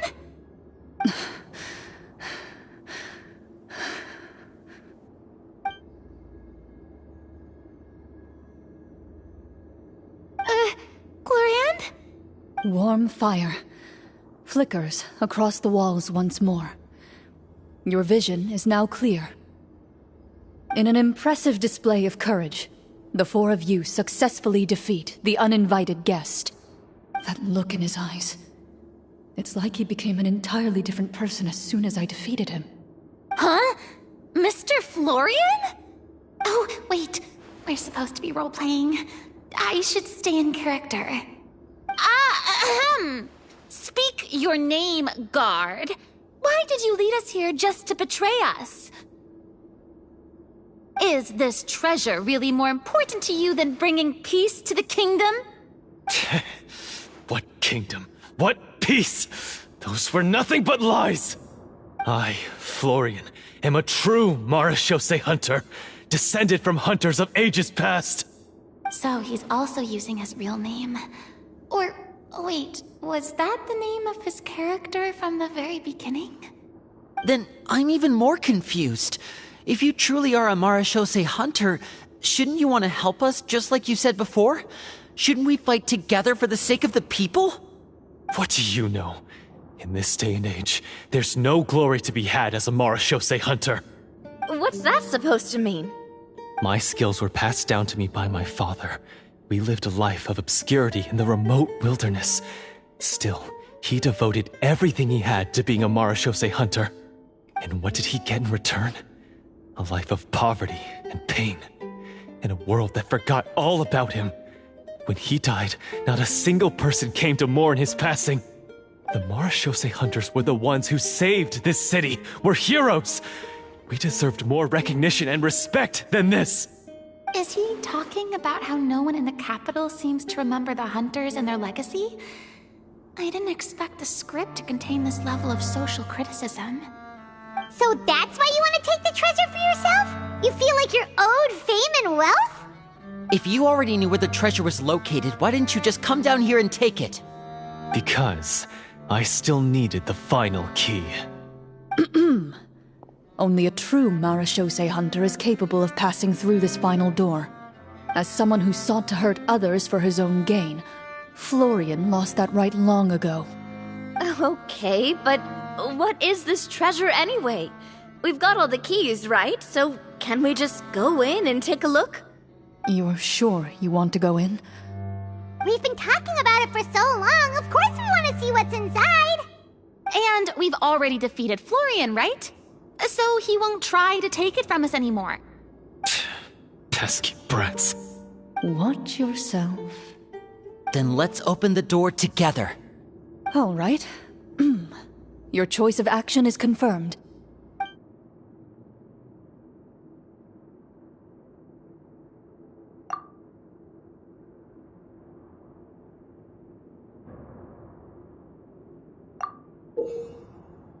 Before you, the door to the treasure, sealed and undisturbed for more than 100 years, finally swings open. You hear the shrill wail of the door hinge as it rotates for the first time after years of disuse, almost like a sleeping giant letting out an extended yawn. You get the impression that the secrets buried behind this door might be just as heavy as the sound you just heard. It's open! Come on, let's go in! Paimon wants to see what's inside! Ooh, me too! Ugh, uncovering hidden treasure is the most exciting part of adventuring. What do we have here? Uh-huh. A stone tablet? And some shabby weapons? You call this a treasure vault?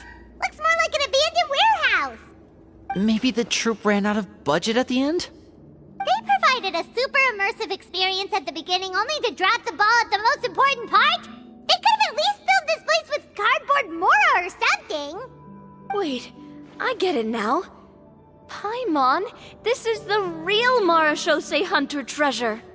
Huh? This is it?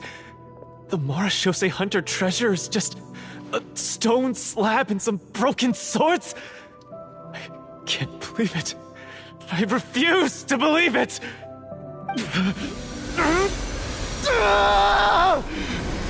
Whoa, are you okay?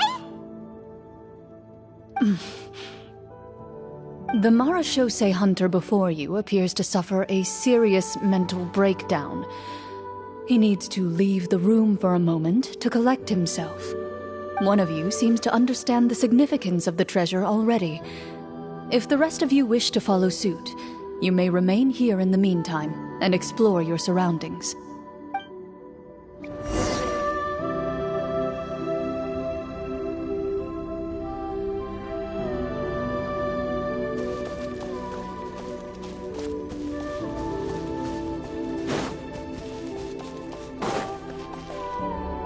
What is the treasure supposed to be?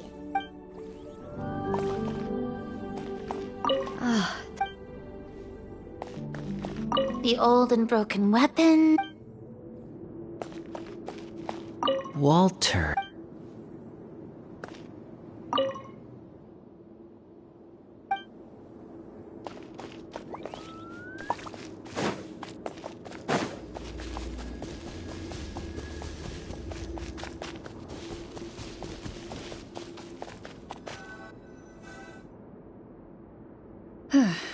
So, how are you doing? Feeling any better? What just happened? Do you remember how you got here? Or what happened to your body just now? I remember now. I brought you here because I wanted to... The explosives in the cave! You mean these?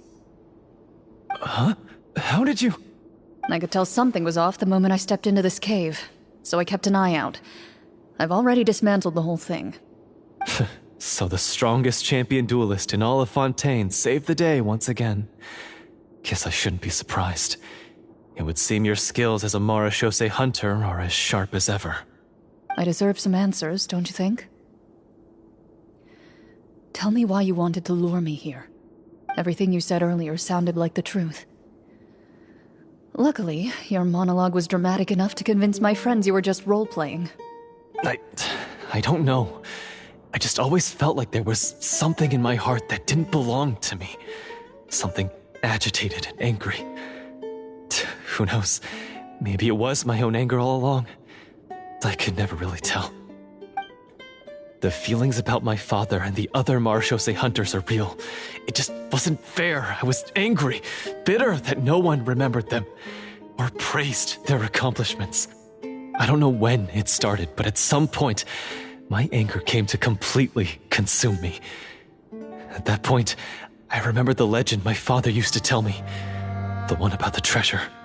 But if the treasure was all you cared about, why plant all those explosives? Wouldn't they just destroy the treasure and bury you along with it? I can't remember. My head is a mess.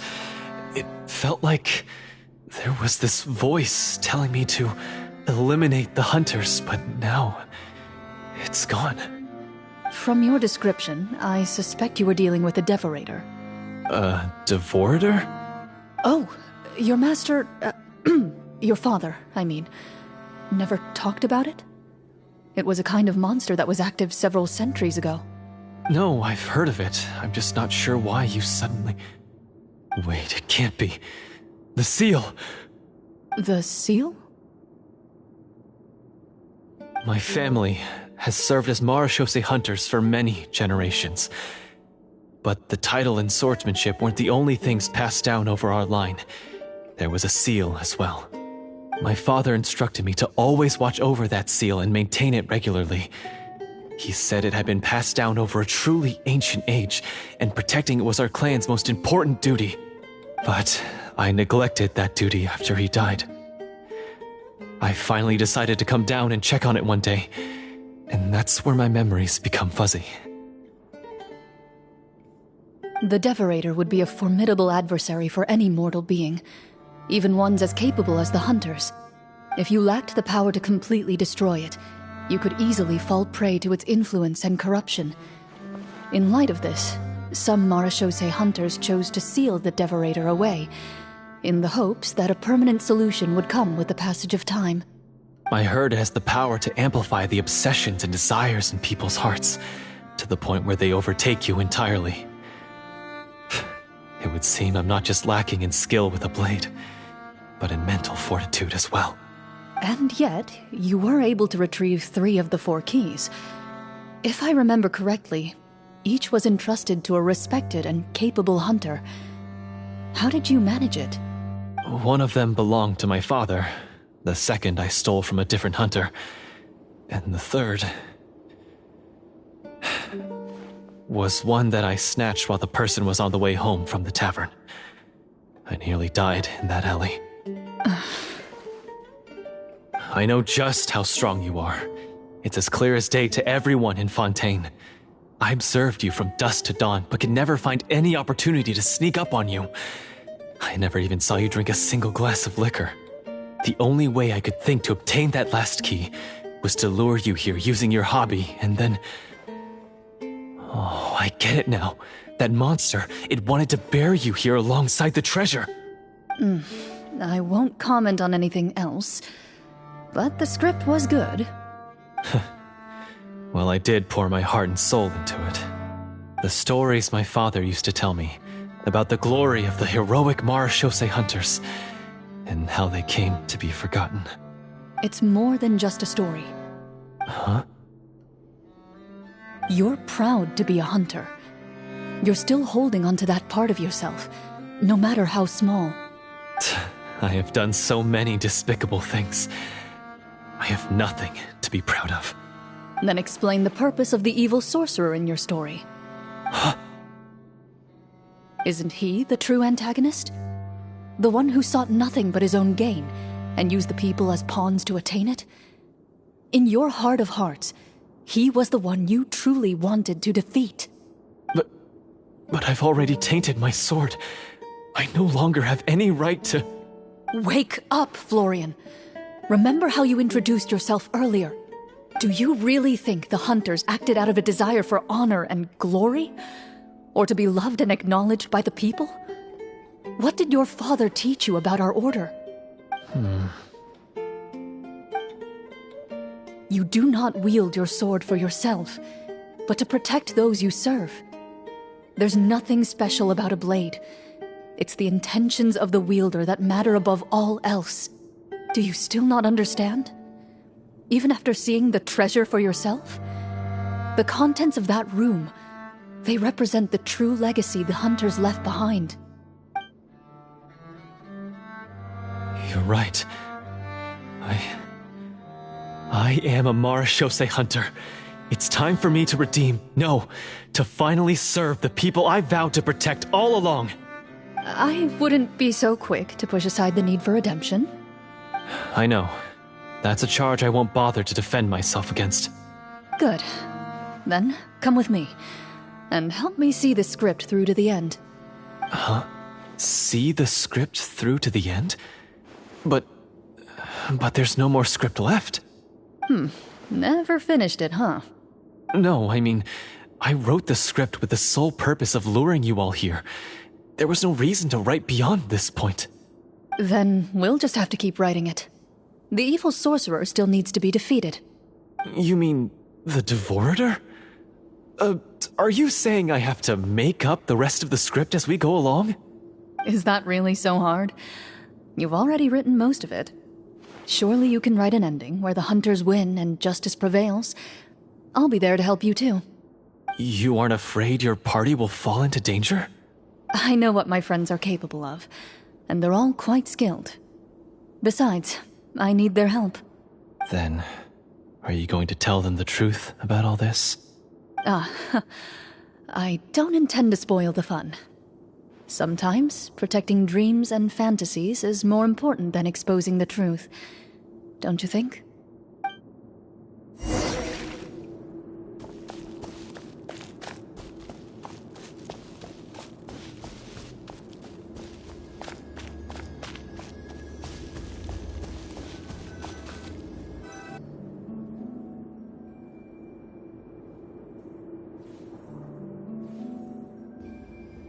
They're back! That took a while. Ahem!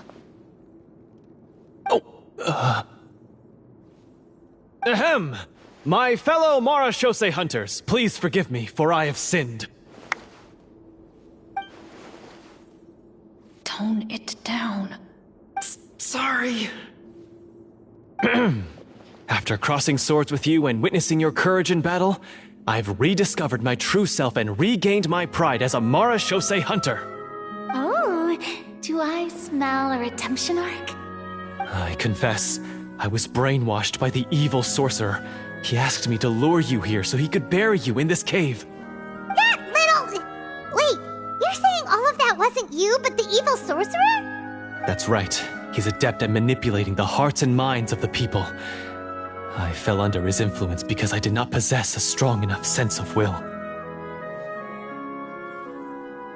Huh. And how are you going to prove that you're a changed man? We're not going to fall for the same trap twice. To be perfectly honest, I only came to my senses after seeing the treasure. It reminded me of my father's past teachings. The treasure was actually... The names of all the Marechaussee hunters from ages past and their weapons? Wait, you already know? Of course. Don't underestimate a veteran role player's exploration skills. Oh, wait, I mean Marechaussee hunter Navia's exploration skills. We just finished reading through the content of the stone tablet. That tablet recorded the lives of some fascinating people. For example, this Marechaussee hunter called Est. She inherited the responsibilities of the Golden Hunter and passed judgment on many people. But in private, she had a very easygoing personality. Her favorite pastime was singing and dancing with her friends, and she was said to have a beautiful voice. So, she was just like you. Oh, you really think so? Well, when you put it that way, I suppose I also have a few things in common with this Walter. Working as an executioner, he supposedly used a countless number of tricks to confound his enemies in battle. Oh, if only I could have seen the feats of magic he pulled off back then. Their lives were all so exciting. You could write so many cool books about their accomplishments. How could they have all been forgotten? Because they chose to be. To hunt monsters that only appear in the shadows, you must also operate in the dark. To be a Marechaussee hunter is to willingly give up on wealth and fame. Then this stone tablet must have been left behind by their companions. That's right. Few Marechaussee hunters ever revealed their identity to the public. They always protected the city from the shadows. The only time they spoke of their accomplishments would be at night, when they gathered with their fellow hunters in front of the bonfire to share stories of the monsters slain by their hand. So, this tablet was created not so that the hunters would be remembered by the people, but so that they would be remembered by each other. No wonder this place was so well hidden. You regard the stone tablet in solemn silence. The names of your comrades etched onto its surface serve as a reminder that you are never truly alone. The tablet proves that, although a hunter walks a shrouded path, it is not a solitary one. There will always be those who walk beside you, a fact that remains as true today as in ages long past. Their legacies shall continue to be passed down from generation to generation, as everlasting as the stone onto which their names are carved. Father, you once told me that I should seek out the treasure if I ever became lost. So this is what you wanted me to find.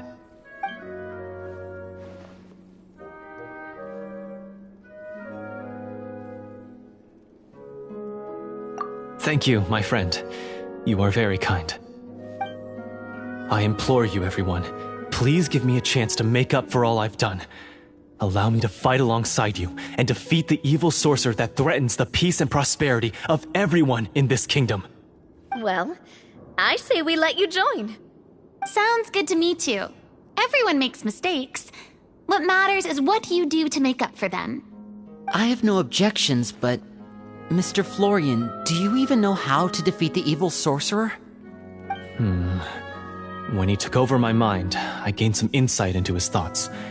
Every time I thought of the treasure, he reacted with a strong sense of fear. Huh? He's afraid of the treasure? But there's nothing here except some broken weapons and the stone tablet! What if the secret's hidden inside these weapons? GM, permission to investigate.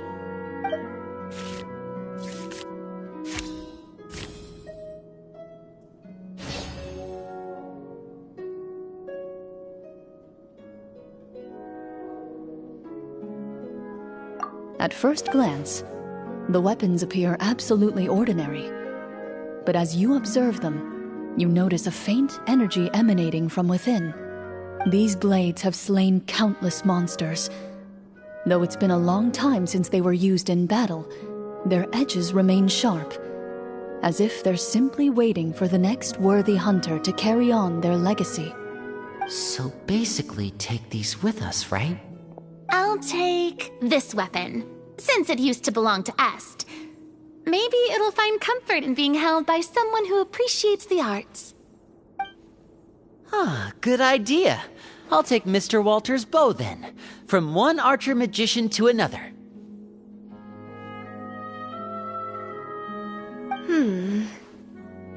Paimon's gonna pick a cool weapon too!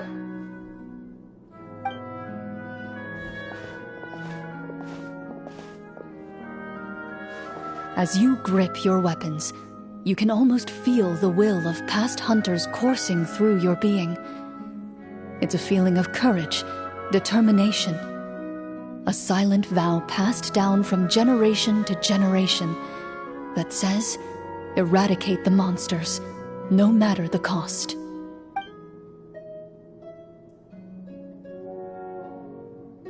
Mr. Florian, do you know where to find the evil sorcerer? I was able to see his surroundings when our minds were connected.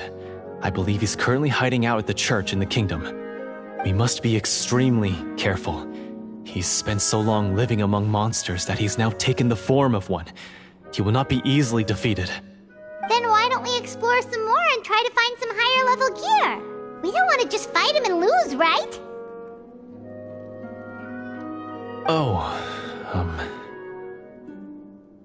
No, we have to strike now. He was greatly weakened when I managed to break out of his control. If we let him rest, he might have time to escape. I agree with Mr. Florian. We've got to act while we have the advantage. Don't forget, the people of the capital are counting on us. Yeah, now that we've got a plan, there's no point in waiting. The longer this drags on, the worse it will be for everybody. Yes, that's what's called...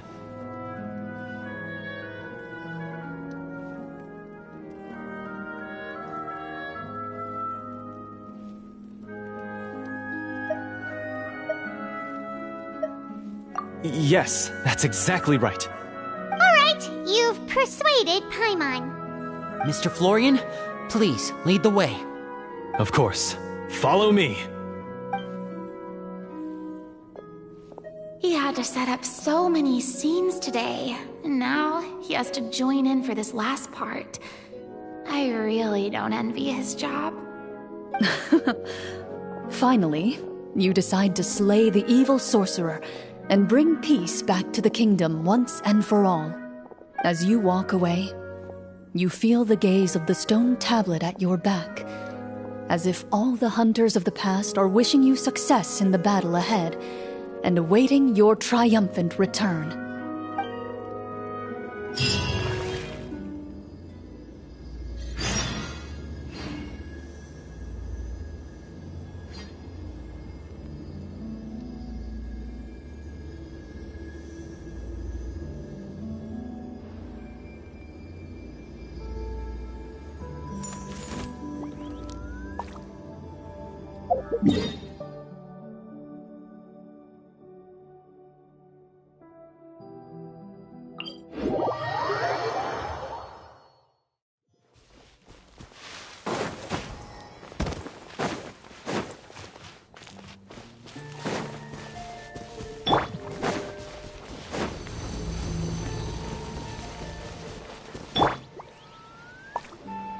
Finally, you arrive at the church Florian described. As you approach, an ominous aura surrounds you. You get the sense that your enemy is close at hand. How strange. This uneasy feeling seems so real. How did they manage that? Now, it is time for the final battle. Let's go!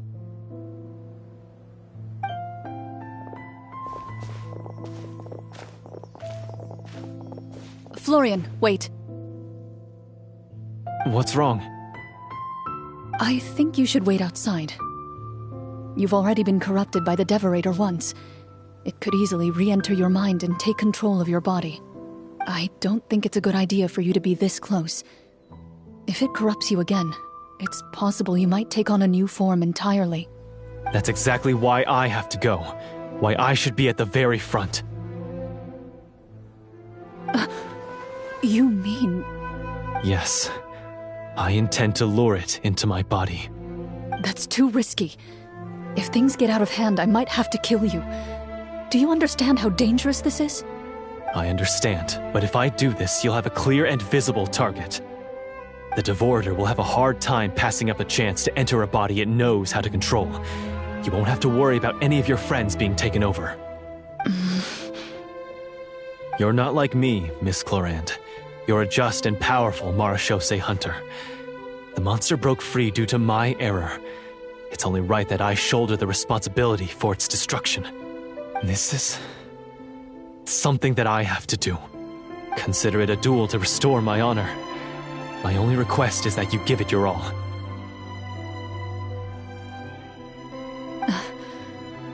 I understand. Then, as a champion duelist, I hereby accept your request for a duel, and extend to you my most sincere regards. Thank you. The battle is now upon us. Let the Devorator once again tremble under the blade of the Marechaussee hunters.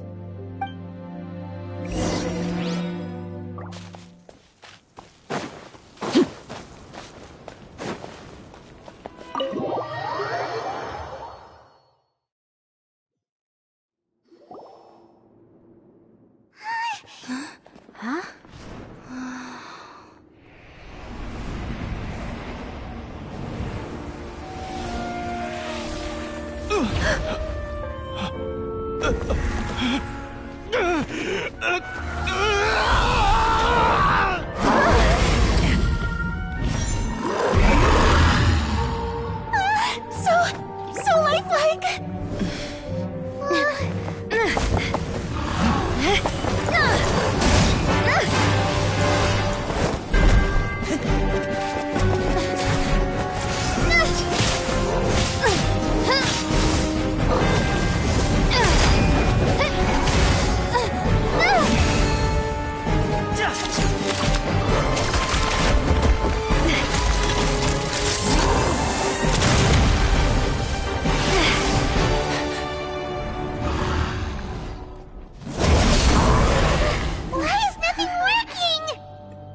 This foe is not invincible.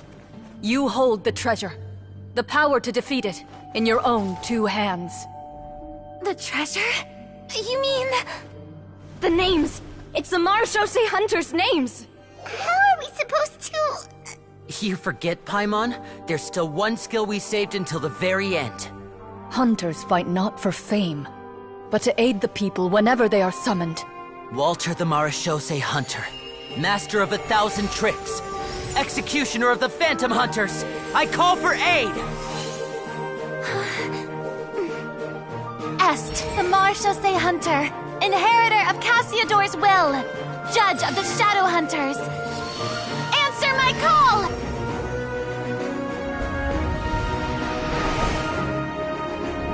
Petronia, protector of justice and order.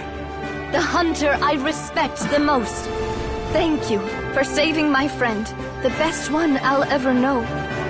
Please, lend us your strength!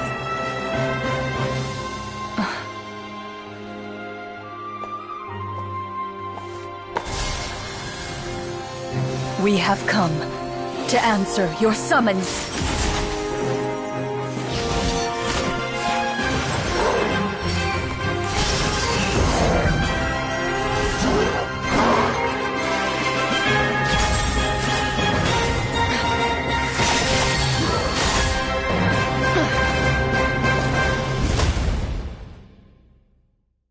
And so, the monsters were eradicated, and the sorcerer was defeated.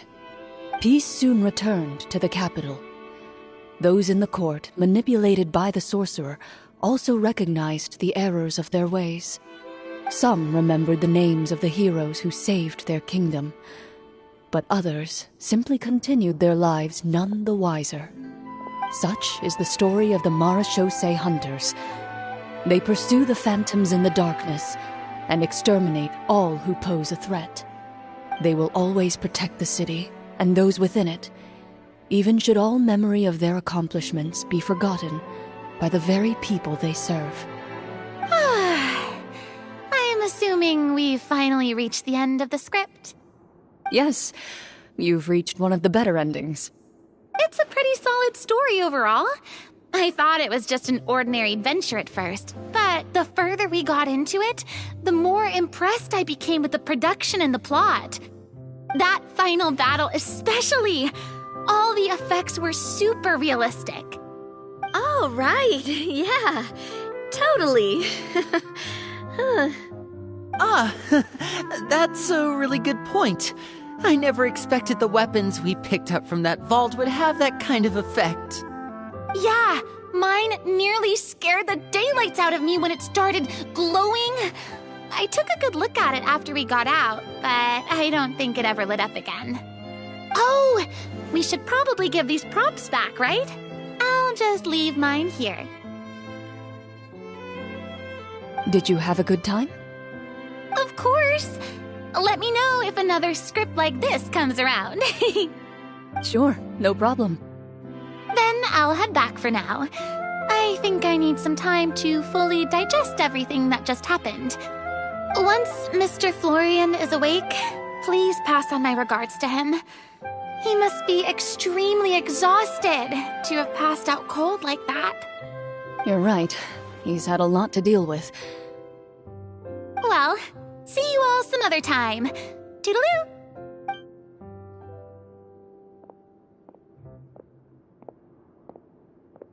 Okay, so, can I ask now?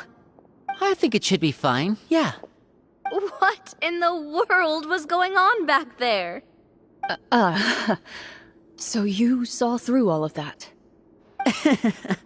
That time in the cave when you told us to close our eyes, it'd be weirder if we didn't notice anything. I was dying of curiosity the entire time.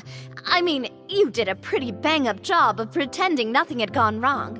Farina actually looked like she thought all of it was planned. Guess none of us wanted to be the one to break the illusion. What are you all talking about? Oh, wait. Don't tell me you never... Ugh, this is all my fault. It's not too late to cover your ears. Here, partner, I'll do it for you. Bit late for that, don't you think? You're saying everything that happened back there wasn't actually part of the script? It's probably more accurate to say this was never a real scripted story to begin with. What? So loud. My head.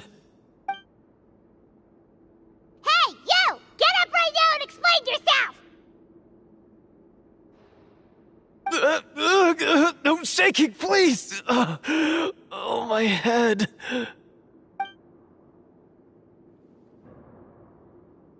Did Paimon just hear that right? You guys made up that whole last part on the spot? It's not nice to lie to people, but Paimon's gotta admit, that was a really good story, Florian. Oh, and nice improvisation, Clorinde! Yeah, it was like watching a magician improvise a spectacular magic trick after forgetting an important prop. If Paimon knew something was wrong with that vault, she would have floated straight in the opposite direction! Everything was under control. As if you've ever described a situation as being out of control. I'm pretty sure any situation you consider to be easy to handle would scare a reasonable person half to death. Guess I'm just used to it. You must run into a lot of unexpected situations then. That explains why you're so good at coming up with things on the spot.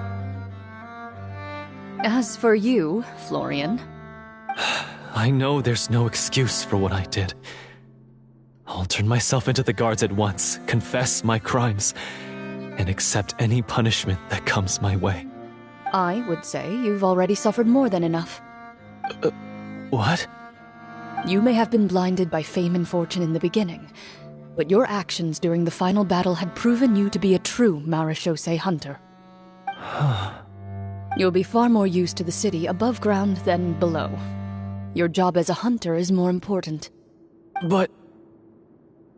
Of course, you'll still need to take the keys and pay a personal visit to the 2 hunters you wronged. Prepare to accept any terms they give you as well. Yes, of course. As far as I'm concerned, though, your showing in the duel was enough to prove your honor. Then I'll do exactly as you said. I'll go return those 2 keys right now. Thank you so much, everyone. I'll do my best to prove myself worthy of the second chance you've given me. I swear this on my name and honor as a Marashosei hunter. Until we meet again, everyone.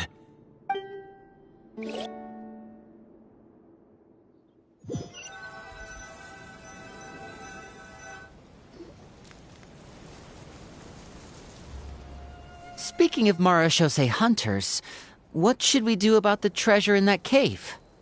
Leave it be. Are you sure? We could show it to people, make it so that the hunters are remembered. Don't you want that? No. Every name on that tablet made the same choice. All hunters know what the path entails. I am no exception. My identity as a Marashosei hunter is not something I need people to remember. I wish only to be recognized as a champion duelist. Nothing more. That's certainly very different from the path of a magician.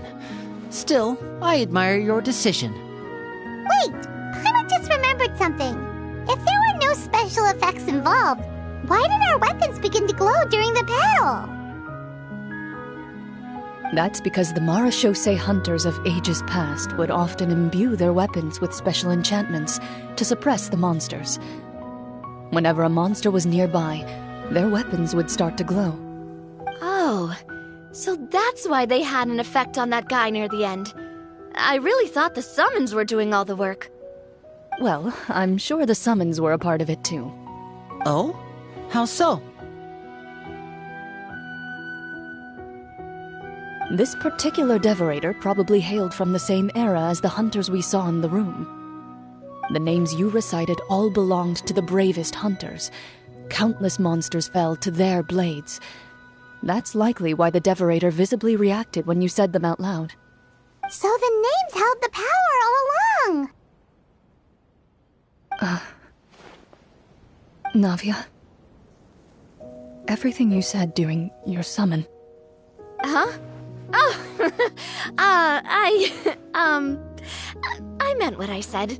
I mean, it was true to my character, so yeah, I'm glad you heard it. Just don't make me repeat myself. It's embarrassing. I really appreciated those words. All right. Don't get all sentimental on me. Anyway, let's not talk about that anymore. I'm going to go on ahead. Don't fall too far behind now. She ran off! I should probably head back as well. This story was truly incredible. I might have to spend the whole night telling my siblings all about it.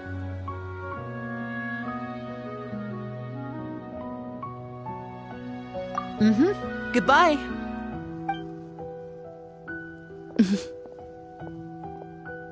Traveler, should your name and deeds be forgotten, what do you think the significance of your journey will be?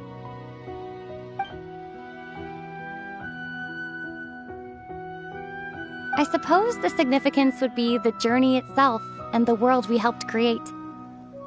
There's still value in the time I shared with everyone here, in the things we were able to accomplish, even if no one remembers them.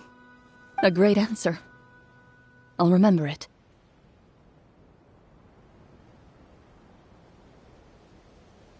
Me? The Marashosei hunter says nothing in response to that question.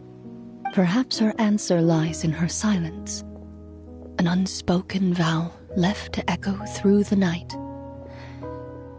The path she walks needs no explanation.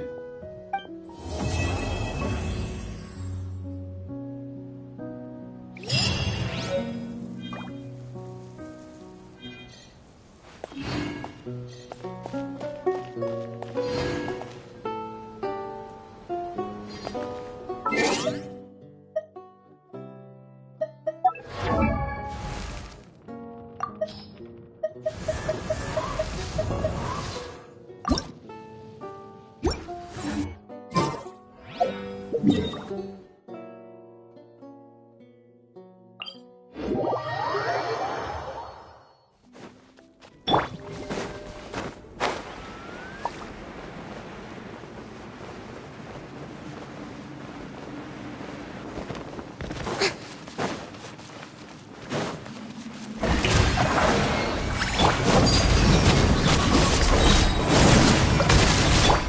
shattered!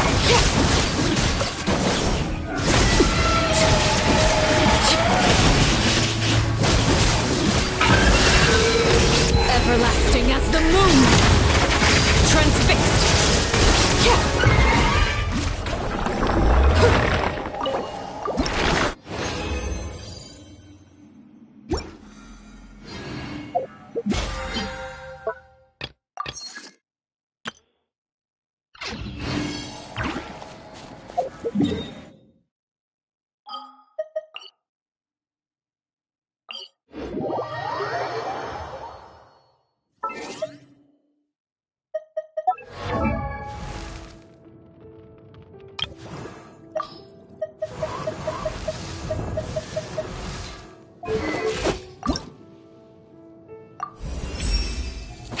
I feel like my eyesight just improved. Let me do a test shot on that leaf over there.